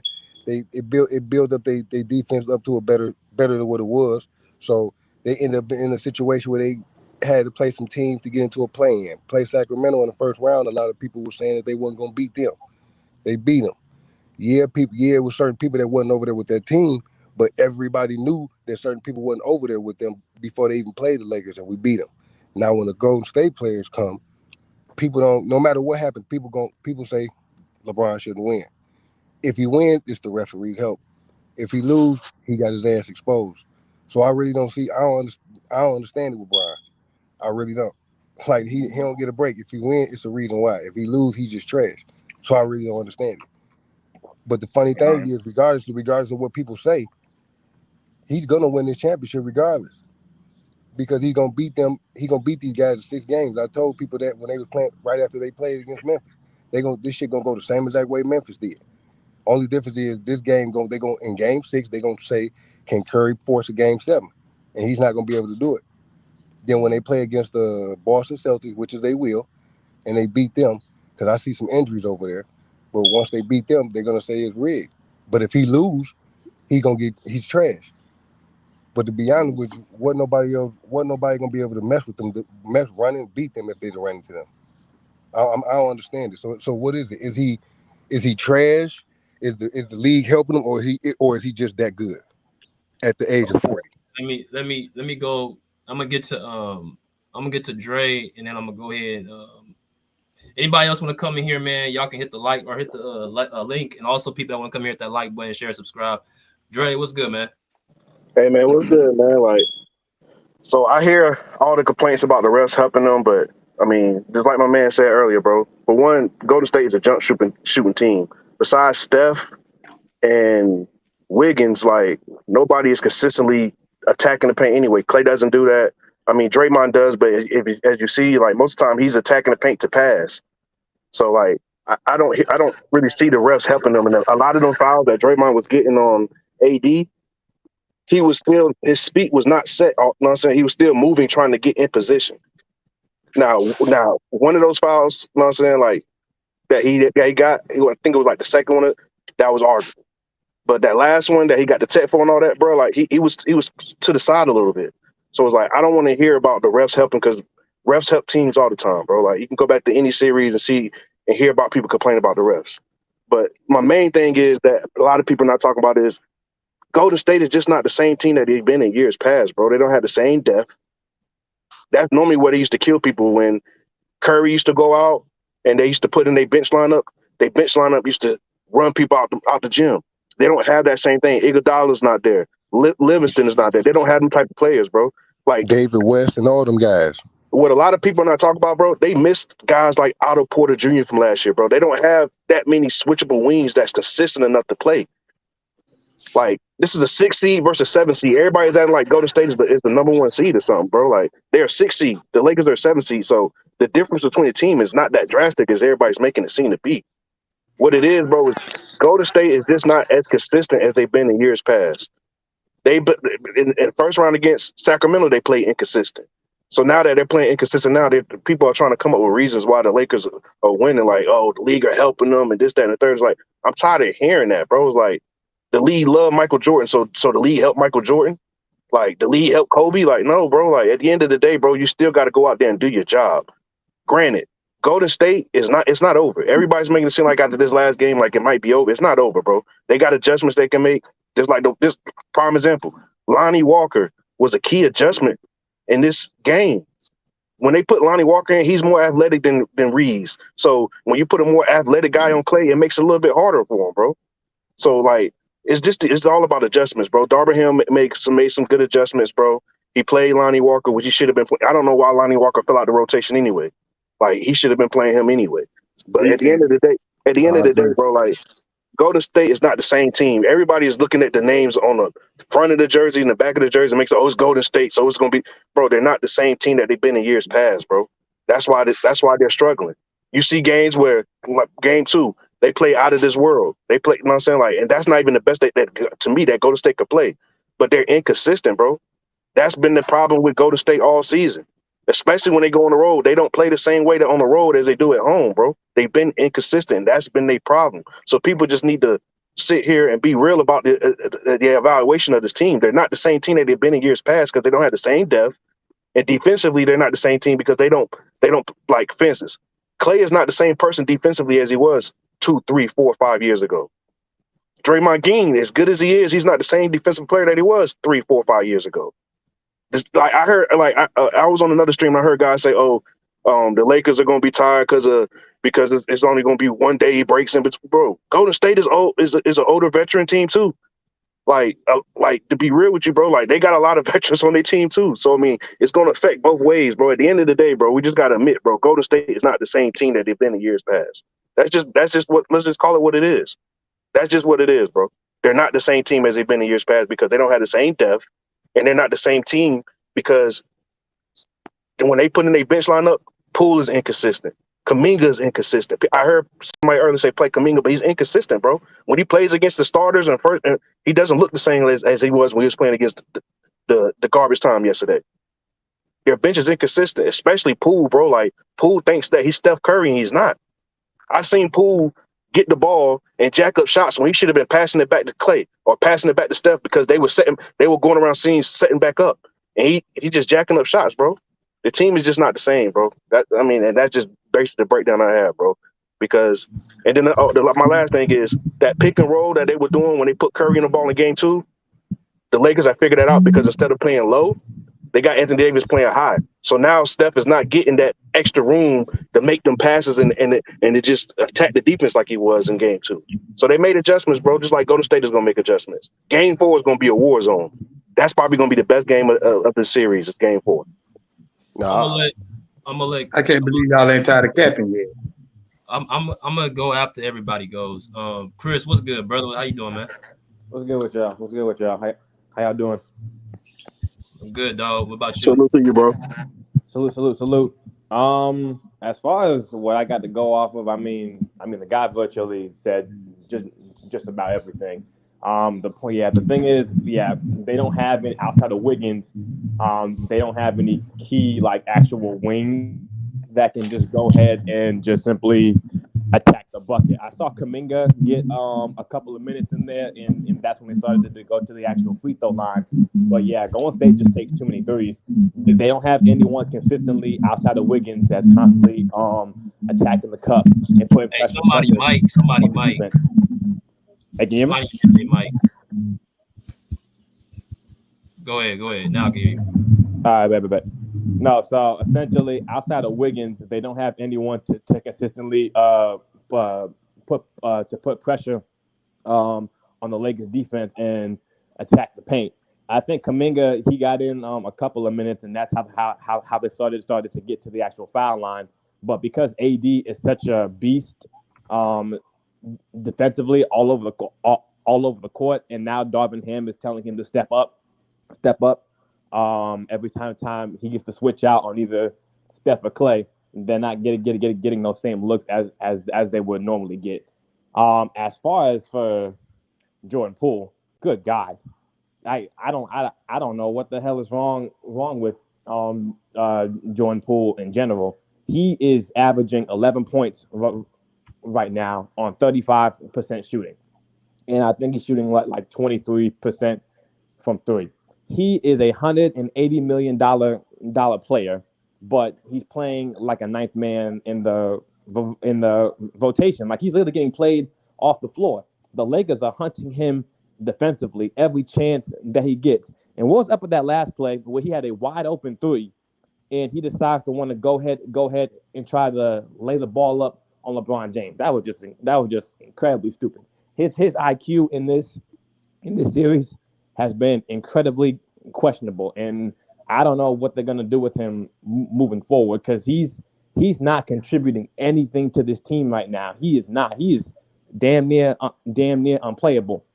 As far as for Kuminga, I think they do want to play Kuminga because he's a big body in the wing that is athletic and can attack the paint.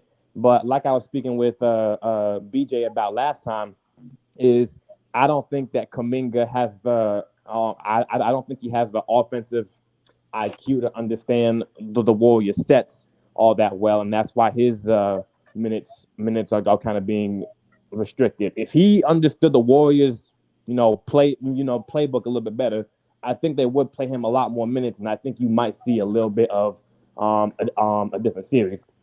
But both coaches are going back and forth. It's clearly a chess match at this point.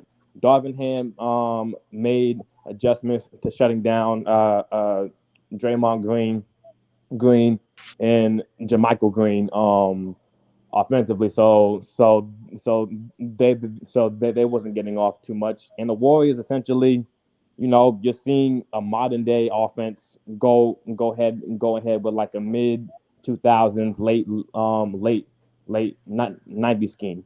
So both of them have two different schemes, and both of them I think are so far playing it well. Golden State didn't really shoot the ball that well. Klay Thompson had some really bad turnovers that just didn't amount in what the Warriors were trying to do. He passed up some really good looks, but like the one guy said, Game 4 is going to be key. I think whoever comes out on top, I think that's the one that wins this series ultimately. But that's all I pretty much had to say. Plus, I just wanted to slander Jordan Poole. He kind of cheeks right now. Oh man. All right, Marcus said you got one question, bro. What's up, man? No, when by the Warriors, they've been running the same kind of offense and making like adjustments according to the opponents the last couple of years. I mean, since they've been going and making playoff runs. By LeBron James still being on the Lakers, like, don't y'all think that it would be kind of like difficult to a certain extent for them to beat the Lakers just off of him knowing damn near every move, all they plays?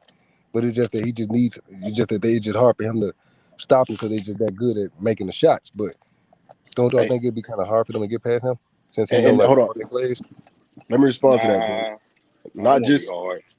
Not just LeBron, Anthony Davis too. We can't act like Anthony Davis. No, I'm not saying like that. I'm just saying far as if you look, I'm not saying far as in that Talking about the because I experience they understand what you're had. saying Yeah, about you AD. talking about the experience. But Yeah, I get what you're saying. the experience that he not had just since LeBron. he played them, and then by him having AD, I know he can put the hip game to him. Like I know, like them guys gonna woo woo woo. Curry and Clay gonna woo woo. Because he got history. By them having the decent type of guys that can do the defensive jobs for him, and he getting them hip. That's why I asked, like, don't y'all think it'd be a little hard for them to beat them just off of him giving them that pep talk of the plays that they run?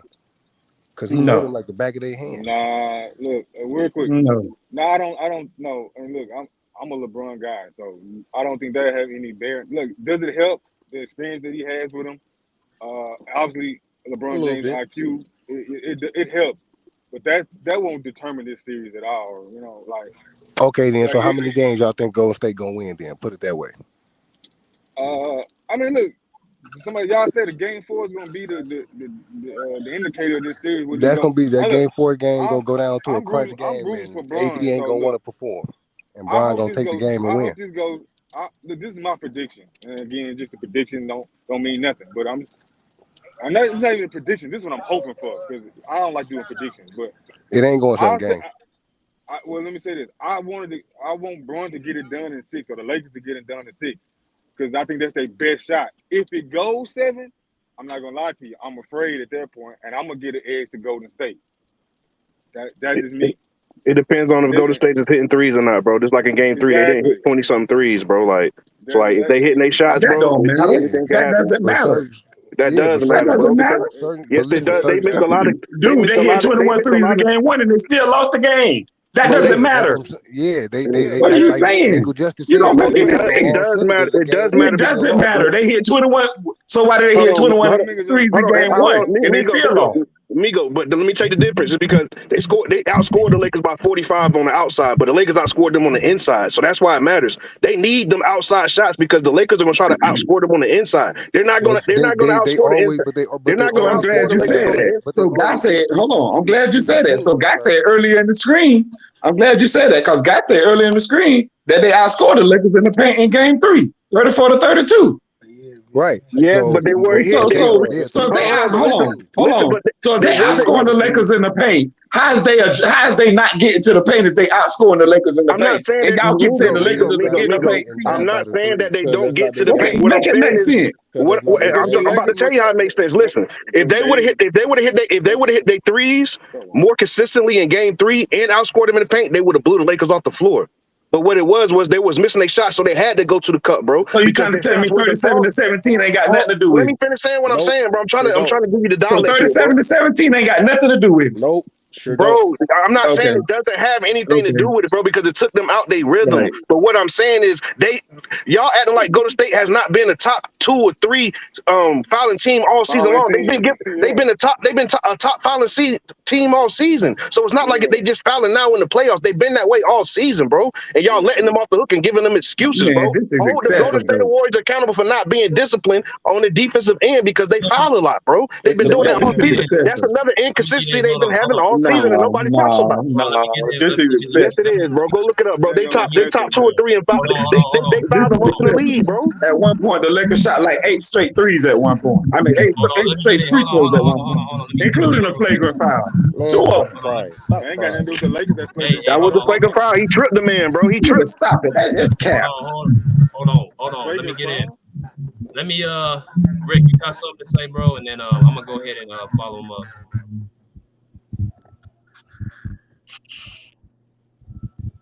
Rick. Go ahead, BJ, man. You've been quiet a long time, man. Go. All right, my man Rick ain't on the panel right now, so I'm gonna go ahead and mute everybody right now so I can kind of get my my thoughts out. First of all, I appreciate y'all, with y'all thoughts, man. So let me first dissect something. For the people that say it's not a LeBron or Laker channel, bro, you guys know I have a bunch of fans of different, fan bases. Real Debates, Laker fan. Brother Mari, Laker fan. Rick and I used to be Laker fans when Kobe Bryant was there. But we've also given LeBron James credit more times than not. We basketball heads first, and then we're fans second. So if a team is doing well, we're going to give that player respect and that team respect. So for the people, I don't know who said this ain't a Laker channel, bro. That's all. It's all cap. Yeah, I said that. That was me. So for it not to be a Laker channel, then why do we have Laker fans here? Why does Young Africa I mean, keep coming back to my channel? Why does Real Debates keep coming back to my channel? Why does Brother Amari keep coming back to my channel? Why do all these Laker fans keep coming back to my channel if we're not a Laker channel? because the debate We're a channel, basketball. BJ. But see, you're not keep coming back over here if you're not part of you don't support the channel. I'm an Orlando fan, so yeah. Yeah, that don't mean we hate you though, BJ. We respect no, you in but this you can't. basketball But talk. you can't put. This is the problem I have with LeBron fans. You can't put labels on people because somebody critiques a player. You can't do that. Weird. That's weak, and that's the only fan base I see doing that. That's the only fan base I see who has a critique on LeBron James. They do this to my man Ticket all the time. They try to always say that this dude hates LeBron just because he makes a critique on him. Like, you got to say nothing but nice things about the man. We're simply dissecting the game. Rick, what did you say about D'Angelo Russell about how he was doing this series? What's the first thing you said? Oh, yeah, the first thing, well, I mean, we going back in history. I was like, he's always been a good player. You know, he can control the game. Of course, I forgot the brother's name, but on the last, podcast, he was, picking Russell over Curry. All I said was, I'm going to pick Curry just based off the strength of what I know about the two players. But we did give respect that, Russell can play. But I did say, starting out today, Russell, he literally was the catalyst when he started the game. Like, dude came out aggressive and mean. Like, he was balling. Rick. So, like DJ say, we dissect the game. We show him love. And, Rick, what'd you say about LeBron? And LeBron said the same thing. I said, yo, look, he older. I said, but he's still balling. I'm like, at the end of the day, the pattern that me and BJ are seeing is that when what's his name? AD, he plays well, they have a better chance of winning. LeBron is coming out the gate every game. Like it's like he knows, like, we gotta win this. He's actually been balling, he's actually been coming at it. But of course, due to him being later in years, you can see some plays where he starts slowing down, but we ain't knocking him for that. He's a little bit older. Right. So all that cap about somebody hate LeBron. First of all, I don't hate nobody. I have no reason to hate no player. So at the end of the day, we're dissecting the game. Now, the main point is this. Game one, you had a lot of Warrior fans and basketball fans in general saying that the game was one-sided. With all the free throws the Lakers got, I came onto the panel and I said, no, the Lakers were attacking the basket. How do I know that? Because look at the points in the paint. The Lakers had 54 points in the paint to the Warriors 28. So that's why most likely you're getting 29 free throws to the other team 6. That's common sense. And we saw the game with our own eyes. The Lakers were living on the inside. The Warriors were shooting outside threes. And coming into this series, all the people said the Lakers had the upper hand in the post and the Warriors had the outside shooting. That's not rocket science. We all knew that going into this series. So when people keep saying, well, they can't guard, LeBron can't. Well, that was the game plan for the Lakers the whole time. We know that. The Lakers have the advantage on the inside. The Warriors have the advantage on the outside. But the reason why I had no problem with that is because the points in the paint went towards the Lakers. If you're the aggressive team, you're going to get most of the calls. I had no debate about that. No matter how much the Warriors fans came to me say that this game is one side, I said, no, the Lakers got to be more aggressive. The Warriors got to be more aggressive. What happens in game 2? The Warriors choose to make a game plan, making Steph Curry more of a facilitator more than a shooter. They have 48 points in the paint to the Lakers 42. You look at the free throw disparity. They have 17 free throws, 16 free throws for the Warriors. So this is the most evenly called game I saw with my own eyes. Now, keep in mind, I'm keeping in back of my head about all the things that that Warrior fans been coming to me and all these. This is crazy. I had certain Laker fans come on the channel, come to me, say that last night, yo, this is a little bit one-sided. I had Laker fans telling me this. It wasn't just people that weren't LeBron fans or whatever. I had Laker fans come and tell me this. So when I see the disparity that deep, and then I see game 2, this is probably the most evenly called game. And then you saw the Warriors just blew them out. AD and this whole thing that Draymond can't guard AD. I saw in game 2, Draymond was bothering Anthony Davis. Now I'm not saying he can't guard him for a whole series, but Draymond did did the best out of anybody on the Warriors. So I saw something in game 3 right away in the second quarter when the Warriors were up 42-31. I saw the game shift exponentially. Now part of that was because the Warriors turned the ball over over and over, and I put that on them for being sloppy. But the momentum's a big thing in basketball.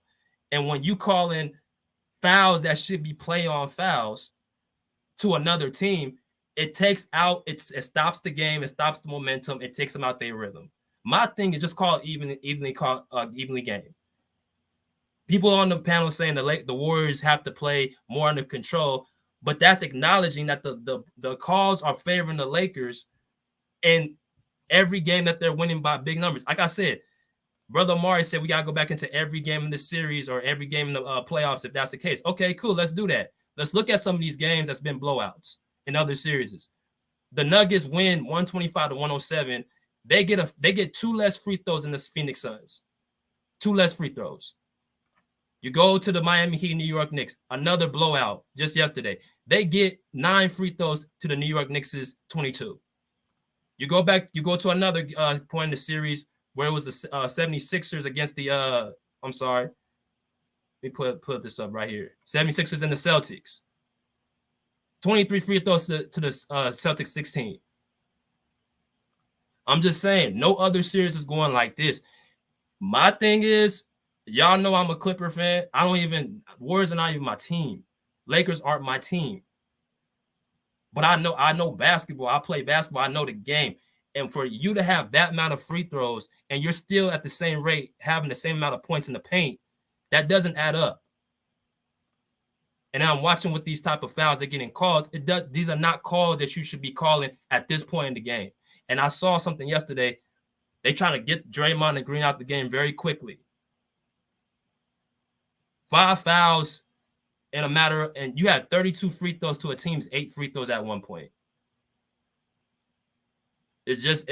Look, I don't believe in rigging. I don't believe in all that, but please don't come in here and say, oh, this isn't not a LeBron channel. This is that. I don't want to hear none of that. Because when I say something, I'm going to pull up the numbers. I'm going to pull up the receipts. I'm going to pull up the facts. You can't make a point saying that the Warriors don't attack the basket when they have more points in the paint than the Lakers over 2 out of 3 games. I'm sorry, 3 out of 2 games. Last night, they only had 2 less points in the paint than the Lakers. Even the turnovers. I get it. The Warriors going to turn the ball over. That's fine. I put that on them. But give them at least a chance to get back in the game. If you're going to let the Lakers be physical with you, you got to do it on the other end too. It's like they watched they get their ass kicked in game 2 when it was an evenly called game, when there was the foul calls were around the same and the free throws, and they got to help these niggas out. That's what it just seemed to me. Like I said, I'm going to continuously watch the rest of the series, but that was really weird to me last night. That was very weird to me. So I'm going to have to let somebody else go.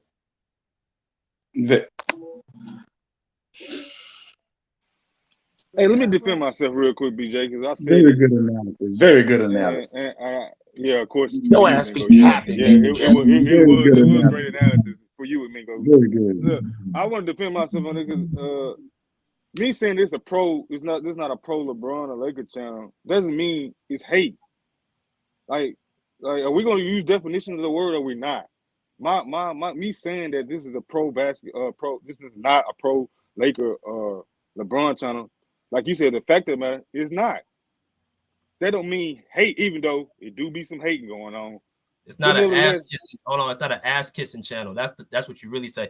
Like that's why I'm not kissing nobody's ass, man. And that's your perspective, BJ. Again, I'm not going because I could do that. I could do that same thing too. Then, but I'm not going to do that because if I could say that if y'all doing about y'all favorite players. Again, I get it because this is a Clipper channel, so on and so on. So I get your fandom or your or whatever is going to lean more towards the players you like. That's a fact of the matter. Now, BJ could Kawhi. Bro, thank you. Hold up, but see, that's what I'm saying. But hold up, let me finish though, Herm. You can't attach that with me, brother Mark. I can attach that. Let me tell you why. BJ played professionally too, though, brother Omar. But hold up, I'm somebody. I didn't play professional because I left after high school and college. Again, I gave it up. And I'm not gonna say I gave it up. Maybe I'm gonna say this. I had an attitude because I didn't get the scholarship to the school I wanted to go to. me being spoiled, whatever. So I got super upset. I got a scholarship to Liberty. And anybody know anything about Liberty? Not a really big school. When I wanted to go to University of Tennessee. They didn't give me the scholarship. Nevertheless, I can still attach that because if I've been around a lot, BJ, but from when you see me on here, have I ever said anything discouraging or anything out of the realms of like this towards the Clippers or any other team? Like you never heard me put that no hate on anybody, but I am a realist. And just like I can say, because it's human nature, like we can talk all this. Human nature says that, yeah, I'm a LeBron James fan, so 9 times out of 10, I'm gonna defend LeBron. That doesn't mean I don't criticize LeBron either. So again, so when you tell me you criticize your own team, yeah, that's what fans do. My dad was a Laker fan when he was still living, and even after Lakers wins, he would criticize Kobe or Shaq. I'm like, Dad, they won. What's the problem? He said, when you're a fan of the team, you don't just look at what they did good. You look at what they also didn't do well because you want to be better. That's his philosophy. So just because you can tell me you criticize your team, look, whether you like it or not, I've heard LeBron James fans criticize LeBron James. They still LeBron James fans. Like, but I don't want to go on a LeBron James tangent. I'm just saying the reason why I said what I said was not to say that you some hater or you gonna be some butt kisser. Again, telling me that Africa comes here, Africa go to a lot of channels that's quote unquote not LeBron centric or Laker centric. But that don't have nothing to do with you as a person, BJ. We rock with you and Rick and whoever here as the person. Basketball is basketball talk. And the fact of the matter is, look, Africa go everywhere he can go, then he hear LeBron James' names at. He go to True King TV channel, and that's a Celtics channel. It just that don't mean we start rocking with you. But the fact of the matter, you're not pro Bron. That don't mean you hate everything, even though I think you got some people in the chat and on the panel that hate him. But nevertheless, BJ, the pull up, and Rick, look. Y'all built this channel for Clippers. So y'all talk Clippers. And then you say you basketball head, so you talk other teams. And you're going to get other fans of teams in here. You're going to get Clipper fans, you're going to get Laker fans, you're going to get Bron fans, you're going to get Chicago Bulls fans, Orlando fans. And then what's going to happen? A debate going to start. This is what this is all about, debating. And then we shake hands at the end of the day, and we come back and do it the next day. Simple. Hey, my brother Mark, did I tell you yesterday on True the King shit, like what the Lakers, what was gonna happen? Well, your mic, somebody mic. Your mic, huh? Oh, y'all hear me? Yeah, go ahead, huh? Yeah, brother Mark, you remember what I told you what was gonna happen in Game 3 yesterday? What was for us Draymond getting in foul trouble early and how that I remember. Go ahead, huh? Yeah, I remember. Yeah, but the thing is though, just those foul calls, bro, that is not basketball. What we saw yesterday, that is not basketball, man. That stuff normally don't translate like that in the playoffs. And it's really a crying shame that the referees control that aspect of the game in that second quarter and third quarter. That will mentally drain some teams. I think Golden State normally would have been stronger mentally to overcome that. But sometimes you like, man, some games it gets so crazy, you just say, forget it, man. I'm gonna let all my frustration out. It is what it is.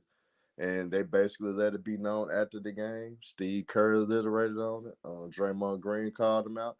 Even Steph Curry called out the official. So it was a disparity. It was a lot of calls, especially Draymond, those blocking calls on AD. A lot of those were charged because Anthony Davis do a lot of forearm pushing. A lot of people, if you actually watch AD, he always uses that forearm to protect himself from contact. And most of the time, you go in the forearm as a big man, as an offensive player, that typically you will get charges from that. But with AD, they haven't really called that on AD throughout the whole playoff. So I can understand the frustration from. Have you seen Giannis? Yeah, I mean, we know what Giannis about, but Giannis is not in the playoffs anymore. But Giannis be throwing motherfuckers they don't call. I mean, but they know that's his game. But Giannis so easy. AD be barely using that arm, bro. Hold on, Ben. You gotta let Here's one thing too. If somebody talking, man, let them finish, and then I'll give you the mic. Come on, man, that's rude as hell. Go ahead, Herm. Yeah, but we just gotta be honest. There's nothing wrong with anybody coming in here criticizing the refs. It doesn't mean that people doing that because they hate LeBron or because they don't like the Lakers. At the end of the day, that's the truth. If you really love the game of basketball, just in general, you know damn well that is not basketball. Especially in the postseason in the NBA. We could go back in history. Even Michael Jordan teams wasn't even getting that many free throws in the game. Wasn't even getting that many. You can even go to other Shaq and Kobe Lakers. Well, they used to because they were hacking Shaq, so that's the only reason their free throw attempts was up. But other than that, Kobe wasn't getting that many calls, and other players on the team wasn't getting that many calls like that to go to the free throw line and dominate the game for the free throw line. The only reason the Lakers' attempts was up because they wanted Shaq on that free throw line. Really, other than that, bro, the referees, for the most part, in the history of the league, always let the teams play. And the only fouls they call, it has to be really obvious for them to make those calls. A lot of those calls were not obvious fouls. A lot of those calls normally is contact from both guys creating contact with each other. They'll let that fly. And for the simple fact that they go to State hurt themselves with those turnovers too. Don't get me wrong. But in that second quarter, you slow down their tempo. You slow down the game. The game was on TV longer than what it's supposed to be. We got to put all that to your perspective and be real about that, y'all. There's nothing wrong with us calling it how it is when it comes to officiating. We ain't never we rarely see this in the postseason, y'all. And that is sad, man. That is sad. Ben Baller, go ahead, man. Good. I got a couple things before I get to the refs. I think this series is actually pretty simple. I think when AD steps his game up, especially defensively, and he hedges on the screen and he rolls back, that there's nothing the Warriors can really do. It's when AD don't give that effort and he sags and he doesn't want to step up on the screen. It's a problem. You see him. You see when AD puts that defensive effort in there, they don't got to answer, bro. They just don't. When they're going off the screen and AD steps up and he gets up on the 3-point shooter, they got to hesitate. It allows the original primary defender to recover, and then AD can go back into the paint. They don't got to answer for that because even when they drive in the paint, AD's there. Steph don't know what to do. Steph don't get those easy layups he was getting in the Kings series. He's not going to get that. So it's going to be a challenge and tough for them, really depending on what AD comes with on a nightly basis, and that's the biggest question. Now going on to the refs, I mean, I get it. Look, I understand people's complaints. I really do. But I bet you can't name me 5 specific foul calls last night that weren't fouls. I bet you couldn't name 5.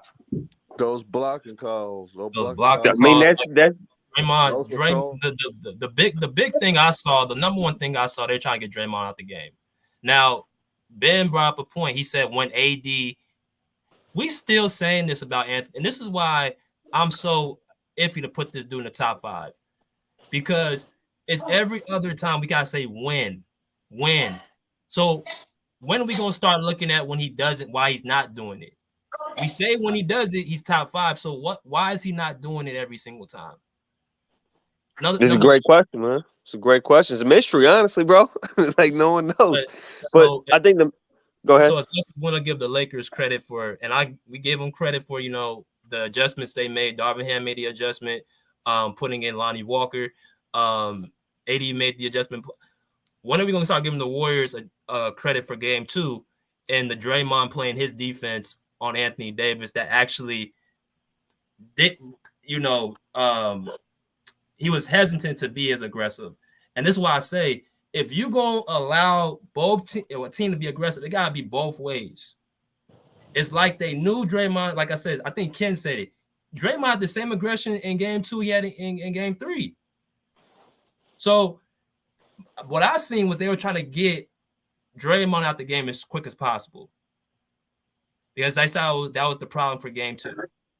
You can't explain. I don't care. Either way, however one wants to twist it around, you cannot tell me a team doesn't attack the basket when they have just as much points in the paint as you. And you can't tell me that when they win their game, the game is even. The free throws are even. The foul calling is not as much. It's an evenly called game. It's only when the Lakers blow their ass out when I see goddamn 20 more free throws and I see they have the same amount of points in the paint. That doesn't add up. And Where are BJ, these fouls Ben. from? and BJ, Or I'll I comment on wish that real quick. I wish you could Game pull one up wasn't a blowout though. Yeah, I no. wish Well, I'll comment on that real quick. But First, I want to. I never questioned game one. I questioned game three. Game one wasn't a blowout because the Lakers, I said the one thing they did, they stuck to the game plan. They fed Anthony Davis the ball, and they were able to get points in the paint. And that's why that wasn't no bad officiating. Yeah, but you BJ, said I you got a only quick comment see it on when that. they blow it. You only see it wasn't no bad That's what I'm officiating saying. game. That wasn't It's only been one blowout from the Lakers. Couple quick comments game about three that. was terrible though. Game two to me is all on AD. AD been doing this all postseason. If you look at his postseason, it's literally every other game. Literally every other game. He just doesn't show up. It's one thing to have an off night. It's one thing to have a bad game. It's a whole nother thing to not even show up. So I don't really, they made an adjustment. I think it was a good adjustment the Warriors made. I do give them credit for the adjustment. But a lot of that is AD just not showing up with effort to the game. Now, if you go to game three, on top of, AD just doing, stepping up and showing up that time, which is really, if he does that, it's going to be tough for the Warriors. But on top of that, they put Reeves on Steph, and that allowed, they put Reeves on Steph, and that allowed, so when that Steph went off the screen, Vando was able to switch on the screen as well. They made some subtle adjustments, like putting AD on JaMychal instead of Draymond on defense. They made some subtle adjustments like that really messed up that new rotation they had. And honestly, I don't know the adjustment the Warriors can make. I really don't. But Ben Baller, this how I know you wasn't watching the game. Don't you realize before the turn of the tide of the game that the Golden State Warriors were up 11 points and they were controlling the game until that second quarter? Golden State was controlling. Yeah, no, they were up and out. But hold on, that's a lot that had to do with AD. Did you? So hold on, you watched the game, right? Was AD stepping up on the screen? Come on, hold on. You asked me a question. No, I wasn't even done. When I basically tell you, I said, nigga, you ain't even watched the game because Golden State was controlling the game. Well, if you watched the game, though, you would have saw AD started out that game lackadaisical. He wasn't stepping up on the screen. Once AD started stepping up on the screen, bro, they didn't know what to do. Bro, you want to understand why AD wasn't dominating the game the way you see? Because D'Lo had an incredible first quarter. I'm talking about defense. I'm talking not talking about what he was doing on offense. I'm talking about if you watch that first quarter. Y'all didn't do good like that defensively. No, they did, bro. If you watch that first quarter, everyone here, if they watched the game, would have saw this. In that first quarter and a half, AD was sagging in the paint and not stepping up on the screen, giving Clay and other players clean looks. Then someone had to have a talk with AD because AD started being a monster. AD started stepping up on the screen, clogging the 3-point line, and then rolling back, and they didn't know what to do, bro. You know ball, Herms. I'm surprised I'm hearing you say this. Yeah, I'm not watching the game, bro. I mean, you not ain't watching the game, what bro. he's saying either, though. You ain't acknowledging what he's saying. Number one defense. Why do we keep glossing over that? Number one, not 2 or 3 or 4. Number one. Y'all some dick suckers, man. Well, not only that, bro. Not only that, if you watch, like I said, I really did that, bro. Dang, well, how we get to that point? That's what I'm saying, bro. That's why nobody like. No, wait, though. That's different. Hold on, everybody, hold on. Let me go to Oaktown real quick. Go ahead, Oaktown. Hey, what's up? I think his points made on every side. It's frustrating for me. My perspective on the refs is the Lakers are going to get to the free throw line more because that's what they did. So typically, this series is going to go. The Lakers got the advantage with the free throws. We'll have the advantage with the 3-pointers. The biggest issue that I had last night is that I'm a little bit more frustrated over the Lakers being able to be more handsy than we get to be. Some of them, people can say those blocks and charges 50-50. To me, I thought it was clear. I see Anthony Davis doing what Sabonis was doing. So it is what it is. It's like it gets to a point where We can talk about the rest. If you think that they're doing too much, you're gonna think that. If you think they're not, they're not. So let me just break down what I see with the problem is with the Warriors. Number one, I think we playing too damn nice.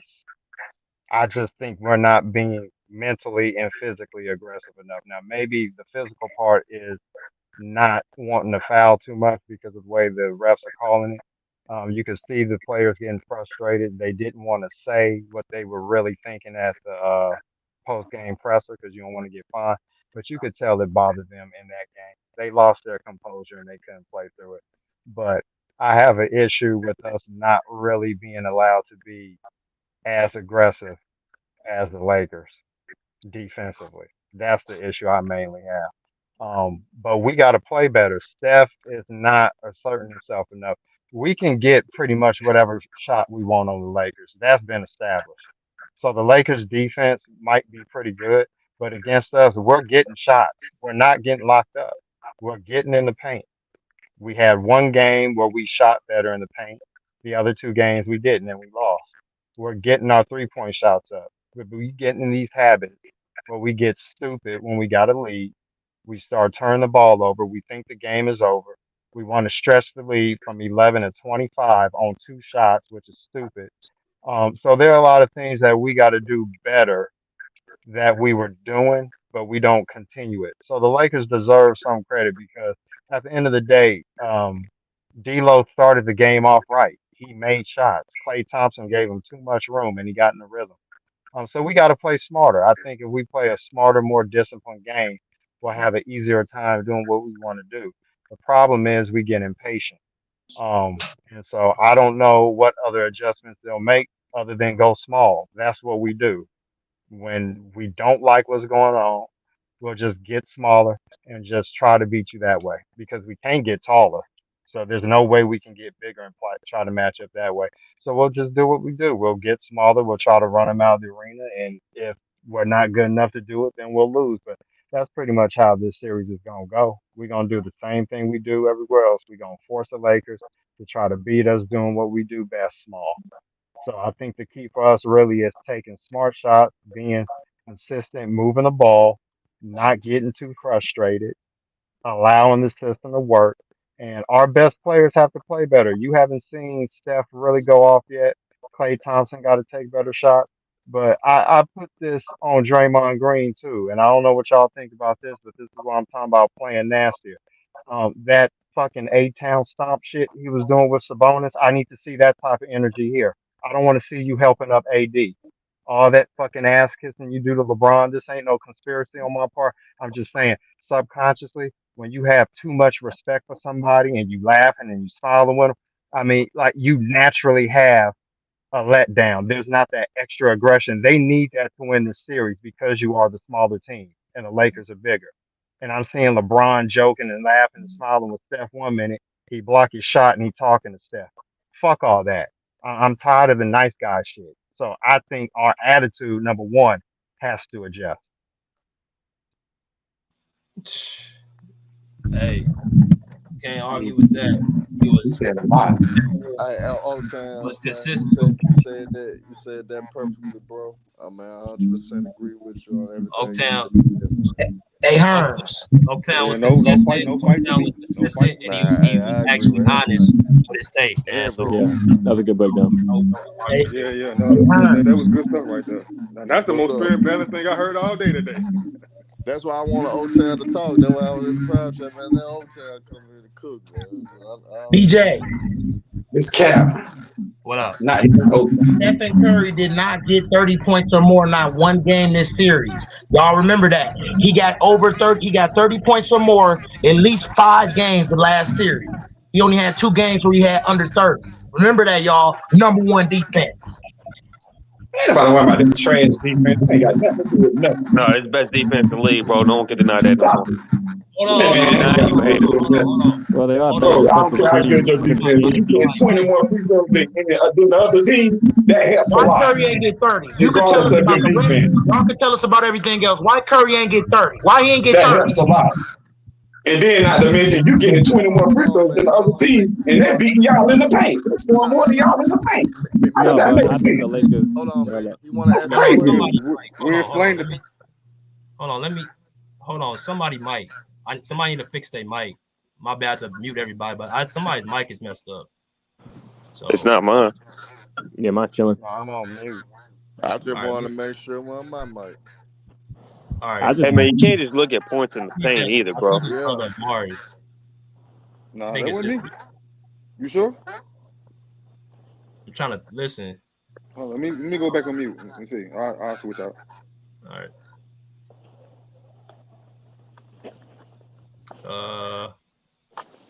Real debate. I'll mute your mic real quick. That's not me. No, that's you. Do I got backfeed in my mic? Yes, sir. All right, let me see if I can fix it real quick. All right. Hey, but BJ, but to respond to what Real Debates was asking, Steph Curry, that goes right back to O-Town's point. Real Debates, O-Town really answered your point. Steph Curry is not being aggressive. If Steph Curry be out Because of that deep. Nah, if Steph Curry wants to, he get any shot he wants at any time. Steph Curry has not been aggressive yet in this series, and once he decides to, that's gonna change the dynamic. That's gonna be the adjustment for Golden State. Steve. Hey man, it's hard to be aggressive when you're getting locked up. Nah, he's not getting locked up though, bro. Steph Curry. Terms. You know that AD is stepping up on those screens. You know that they switching and they sit in that chair and they funneling. They're funneling. Listen, Nigga, the Lakers is not playing that good of defense. Y'all not watching that game, bro. Y'all not watching the game. They're funneling everybody to Anthony Davis that gets past anybody on the perimeter. They're funneling them to him, and he's either blocking it, deflecting it, or making you scared. And that's facts, bro. I don't care what nobody say. I'm looking at the game. I am too. The Lakers defense is not that good. He's crazy, bro. Oh my god, bro! I mean, they got some good defense. Y'all acting like that. Bro, they held the Warriors to six. They held the Warriors to under 80 through most of the game, bro. How's that not good defense? Hold on, hey, real quick though, I just want to ask. I would bet you, but you gotta pay my nigga True the King first before I bet you. You gonna bet me what? Steph Curry will score over 30 next game. You got that Stephen Curry gonna score 30 or more the next game? Yeah. They kind of he kind of has to because this game 4 is a must win. Bet with Truth, you still got that bet going? With that Boston shit, Jaylen Brown will not be in Boston Celtics in 2024-2025 season. He will not be in Boston. Okay. You mean Jaylen Brown? That's a long-term bet. Damn. Yeah. No, I mean that's only after this season. He could leave at 2023, 2024. That's crazy, bro. I could just all I'm gonna say is this to Herms and to Mingle Jester. I'm gonna say these two words right here, and y'all remember them when this series is over. Because I said this in the comment section, and BJ and anybody that was paying attention before I came up here, they seen what I said. Kevin Durant. You hear me? Kevin Durant. Remember, and remember what I said. And remember these words what I'm about to say. The Lakers is out there playing a whole super team. LeBron, AD, and the refs. That's fine. This guy has the audacity to say Kevin Durant when Devin Booker has been doing everything. No. I'm not talking about what Kevin Durant got going on now. I'm talking about when you break down the game tape, they don't have nobody that can get their own shot in the mid-range contested. They literally is 3-pointers or two to the basket. They don't have nothing in between. Nothing. Well, they just playing the best defense. They just playing the best. Well, I sound like somebody on the CB radio. Yeah, okay. Celebrate the championship, man. The 2-1 championship. Let me get on Real Debates. First of all, they got a guy, Andrew Wiggins, that could get any shot that he wants. He can get mid-range. He's a 3-level scorer, a career 20-point a game scorer, and he has not had one good game yet. He's overdue himself. So that's the defense, Herm. It's not the defense. Let Herm finish. He actually could get what he want, and I'm telling you now, Steve Kerr gonna make an adjustment and tell Andrew Wiggins you need to be aggressive. Because Andrew Wiggins, he actually could push the ball more in transition. He actually could take advantage of LeBron James and make LeBron James work on the defensive end. If you go to state, you got to get Andrew Wiggins established early. You got to tell him to be aggressive. Hey, we know you got game. We know you one of the most gifted scorers we got. Get it done. I need a speaker from home. Crazy. Hey, Andrew Wiggins gonna turn into Kevin Durant. I'm waiting to see. Hey, so we got 5 minutes left. We gotta We end it here. think the Warriors are missing shots, not that the Lakers have a good defense. That's crazy to me. Hold on. We gotta end it here. We got 5 minutes left. So last comments, man, before we get out of here. Anybody got any lasting comments? Yeah, I got a quick one. What's good? So here's what I'll say real quick, man. I do think there's a little bit of a free throw disparity. I don't think you guys are wrong about that. But I think bottom line is if AD does what he's supposed to do on the defensive end, especially, there's nothing the Warriors can do. There's no adjustment they can make. Secondly, we got to stop this narrative of, oh, these teams are just, they're not in their groove. They're just missing shots. No, we got to start giving credit to the best defense in the league. And they are. They just are. The evidence is there. It's been there. At some point, you just got to give credit to them. So the referee's defense. Look, we knew going to the series, like when people keep saying if that's not breaking news. We knew the Lakers had the advantage inside, the Warriors have the advantage outside. Just like when we want to say AD, they can't do nothing with AD. There's no one on the court that can check Steph Curry. There's nobody. My thing with Anthony Davis is if you're gonna give credit to the Lakers or to him when he does well, but when he has a bad game like he did in game 2, you gotta give credit to the Warriors defense. And I agree, BJ. I agree, but it's a pattern with him. It's not. It's one thing when he's not that great. Then I agree, bro. I don't because of his inconsistency.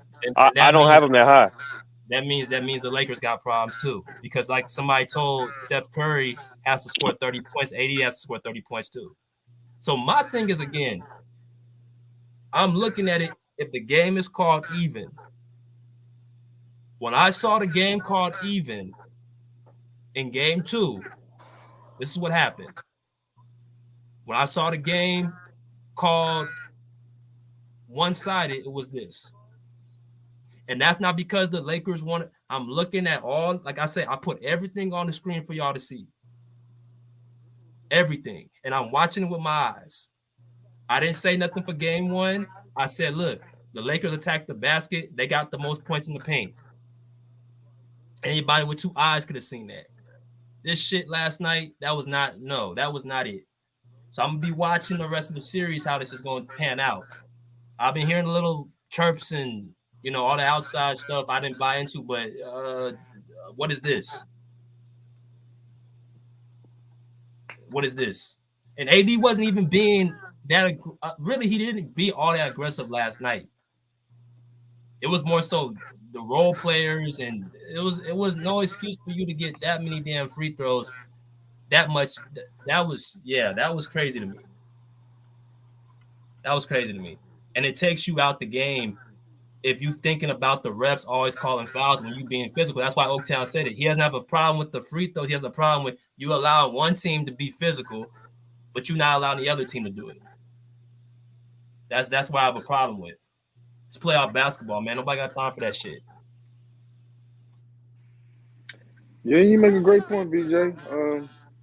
I think so. When you talk about the Warriors being physical, though, the problem is, I don't want to say the problem is, but a perspective is, Draymond Green, he's not a official favorite. So every time he doesn't get a call or he does get a call against him, he's always chirping. He's always berating the officials. So again, we're talking about human nature. You think that you're gonna get favorable calls like that? Like every time there is a ticky-tack call, you want to berate the officials, and we know you cannot show up to officials. And look, I like Draymond Green. I'm not one of those people that dislike Draymond. I like him. I don't know why people don't like him, but whatever. Like, he has to stop every time that he doesn't get a call his way, running to the official, getting in his face, trying to make a case. Because if you notice, when you watched like last night with the Lakers, when they did get a call against them, they didn't go running all in their face. You know what I'm saying? I think one time, D'Angelo or something, I can't remember who it was. I think it was Scruder. And then, but Braun came over there just like, never mind. We thumbs up. Like, we understand the playoffs is also about the human nature of the official too. We can't not remove that. We will not remove that. Like, officiating has always had their hands on a series or a game, whether we like it or not. We watch for y'all. We watch plenty of NBA championships where after the press game, there's a team or a coach talking about the free throw discrepancies one way or another. So we're not gonna remove that. So how about Draymond? Please stop running to the referee's face and berating them every time you don't like a foul call or dislike it. Like, that would help. But even with that, I still think the Lakers, because of their play style, will get more free throw attempts than the Warriors. That's not going to change. They're not getting taller. But Draymond, we know he likes to play on the edge. But come on, man, that's not helping in this series. I don't Maybe have an another issue series. with fouls called. Yeah, another thing of these guys, these casuals want to come in here and make all these comments. They never want to come on the panel. I don't have a problem with somebody making the same amount of free throws. But my thing, you earn your free throws. That's how it should go. You earn what you get. You attacking the paint. You forcing the ref to call. I didn't see that at all. I saw a one-sided game call. Now, if the Warriors, if it turns, let's say the Warriors get those calls, I'll be right back on the panel saying the Warriors, they're on bullshit. That's why I'm even. I don't like you guys. Not talking about you, brother Mark, because you cleaned it up, so we good. But with you other people like John and y'all coming here wanting somebody to kiss ass, I'm not doing that. I'm not. If it's something is out of order, it's not cool. I'm not. The Clippers didn't earn a win. I'm not going to support that win. Not. So, but hey, appreciate y'all coming in, man. Appreciate y'all coming in. So definitely, we'll be back on tomorrow night. We'll be back tomorrow night. All right. Salute, BJ. Salute, Rick. Salute. Salute, my brother. Salute, y'all. Look, Ken want to come in. What you want, Ken? What you Ken, want? you want to, man? Everybody want to come talk to us, man. Hey, hurry up, bro. If you want to come in, he said, if it's about the Suns, man, come on. As soon as we hear KD, we logging you off. What you want, man? Nah, I just wanted to ask you what you got on the games tonight. I don't know if you did that, but did y'all go over the games today? Nah, I got you. Didn't get. I'm about to pull it up. Let's see. Teams. Here we go. And it looks like we have see all games. Here we go. May 7th. We got Celtics and Sixers. What is he? 3:30. Is that the right date? Yeah, Sunday. At 3:30 Eastern time. Then we have get out of here. Then we have 8 p.m. Eastern time, Nuggets and Suns. And that looks like it's going to be playing on TNT, the Celtics and the Sixers on ESPN. And those are the two games. So 3:30 p.m. Eastern time, 8 p.m. Eastern time for the Nuggets and Suns. Yeah, I just wanted to say Suns and 6, bro. At the end of the day, it don't matter what happened. Suns and 6, bro. At the end of the day, you got the highest order. This guy right here, 35. That's all you need, bro. In the fourth quarter, clutch quarter, the prime quarter, put it in his hands, bro. He gonna take you home, bro. That's all I have to say, bro. Hey, man, respect. My man Ken, Suns fan, man. Like I said, we got fans of all different teams, man. Like, I don't know why people think that we just I support the Clippers. Rick's favorite team is the Bucks, and we best friends. Like, we hoopers at the first. That's the first thing we hoopers. So That's where I'll leave it there, bro. But hey, man, Rick, what you got, man? Hey, man, I just want to say, everybody who jumped on the panel, man, appreciate y'all. Like, we mean that for real. Like I said, we wouldn't be here without y'all, and we mean that from the bottom of my hearts, man. And at the end of the day, like I said, it's subjective talk, man. You know, you have your thoughts. We all have our thoughts. BJ and I, we definitely try to break the game down just due from experience and watching the game and things like that. So, you know, it's all love when you come over here, man. And we appreciate y'all jumping on. But y'all already know the deal. Boom. Pull Up Basketball Podcast shirts, the red, the white, the black. BJ rocking the white tank right now. Hoodie, sweaters, $35, $40 a pop. Also, man, $ BJ Matthews, PayPal at Broderick Masters, man. And then, of course, I know, Center, you were trying to get in. I don't know what was going on the whole podcast, man, because we kept dropping that link. But hopefully we'll get you next time. We were paying attention to you. So we'll definitely get you next time, man. But yeah, anytime anybody comes in, when BJ drops that link, just click the link. You should come right on in. BJ will see you in the back room, and we'll get you in there. And we appreciate the love, Center. This channel I was on from day one, and it has grown tremendously. Keep supporting this content. I wait daily for it. We appreciate that. Salute to you, Center, and salute to everybody else who supports us, man. We mean that. For everybody who dropped some Cash Apps or dropped some PayPals today, salute to you as well. We appreciate the love, man. We see y'all, man. We keep grinding. And yo, BJ, I'm gonna throw the assist to you. Hey, man, definitely, my man, Senator JR, man. Thank you for the donation through the Cash App, man. Definitely appreciate you. Sorry we couldn't get you on. Try my best. I don't know what was going on with the chat, but definitely appreciate you coming in, brother. And my man Rick said to get your shirts. You know what I'm saying? The Pull Up Basketball Podcast shirts. Also, Cash App, $ BJ Matthews, PayPal, Broderick Masters. You know what I mean? And just keep watching, man, and keep supporting. And love all y'all, man. No matter what team you support, love all, the Pull Up Basketball family. And we'll be back on tomorrow, man. Tomorrow night, we'll be back on right here, man. Without further ado, respectfully say, pull up a seat, pull up a chair, put live. Peace. Out of here like swim well.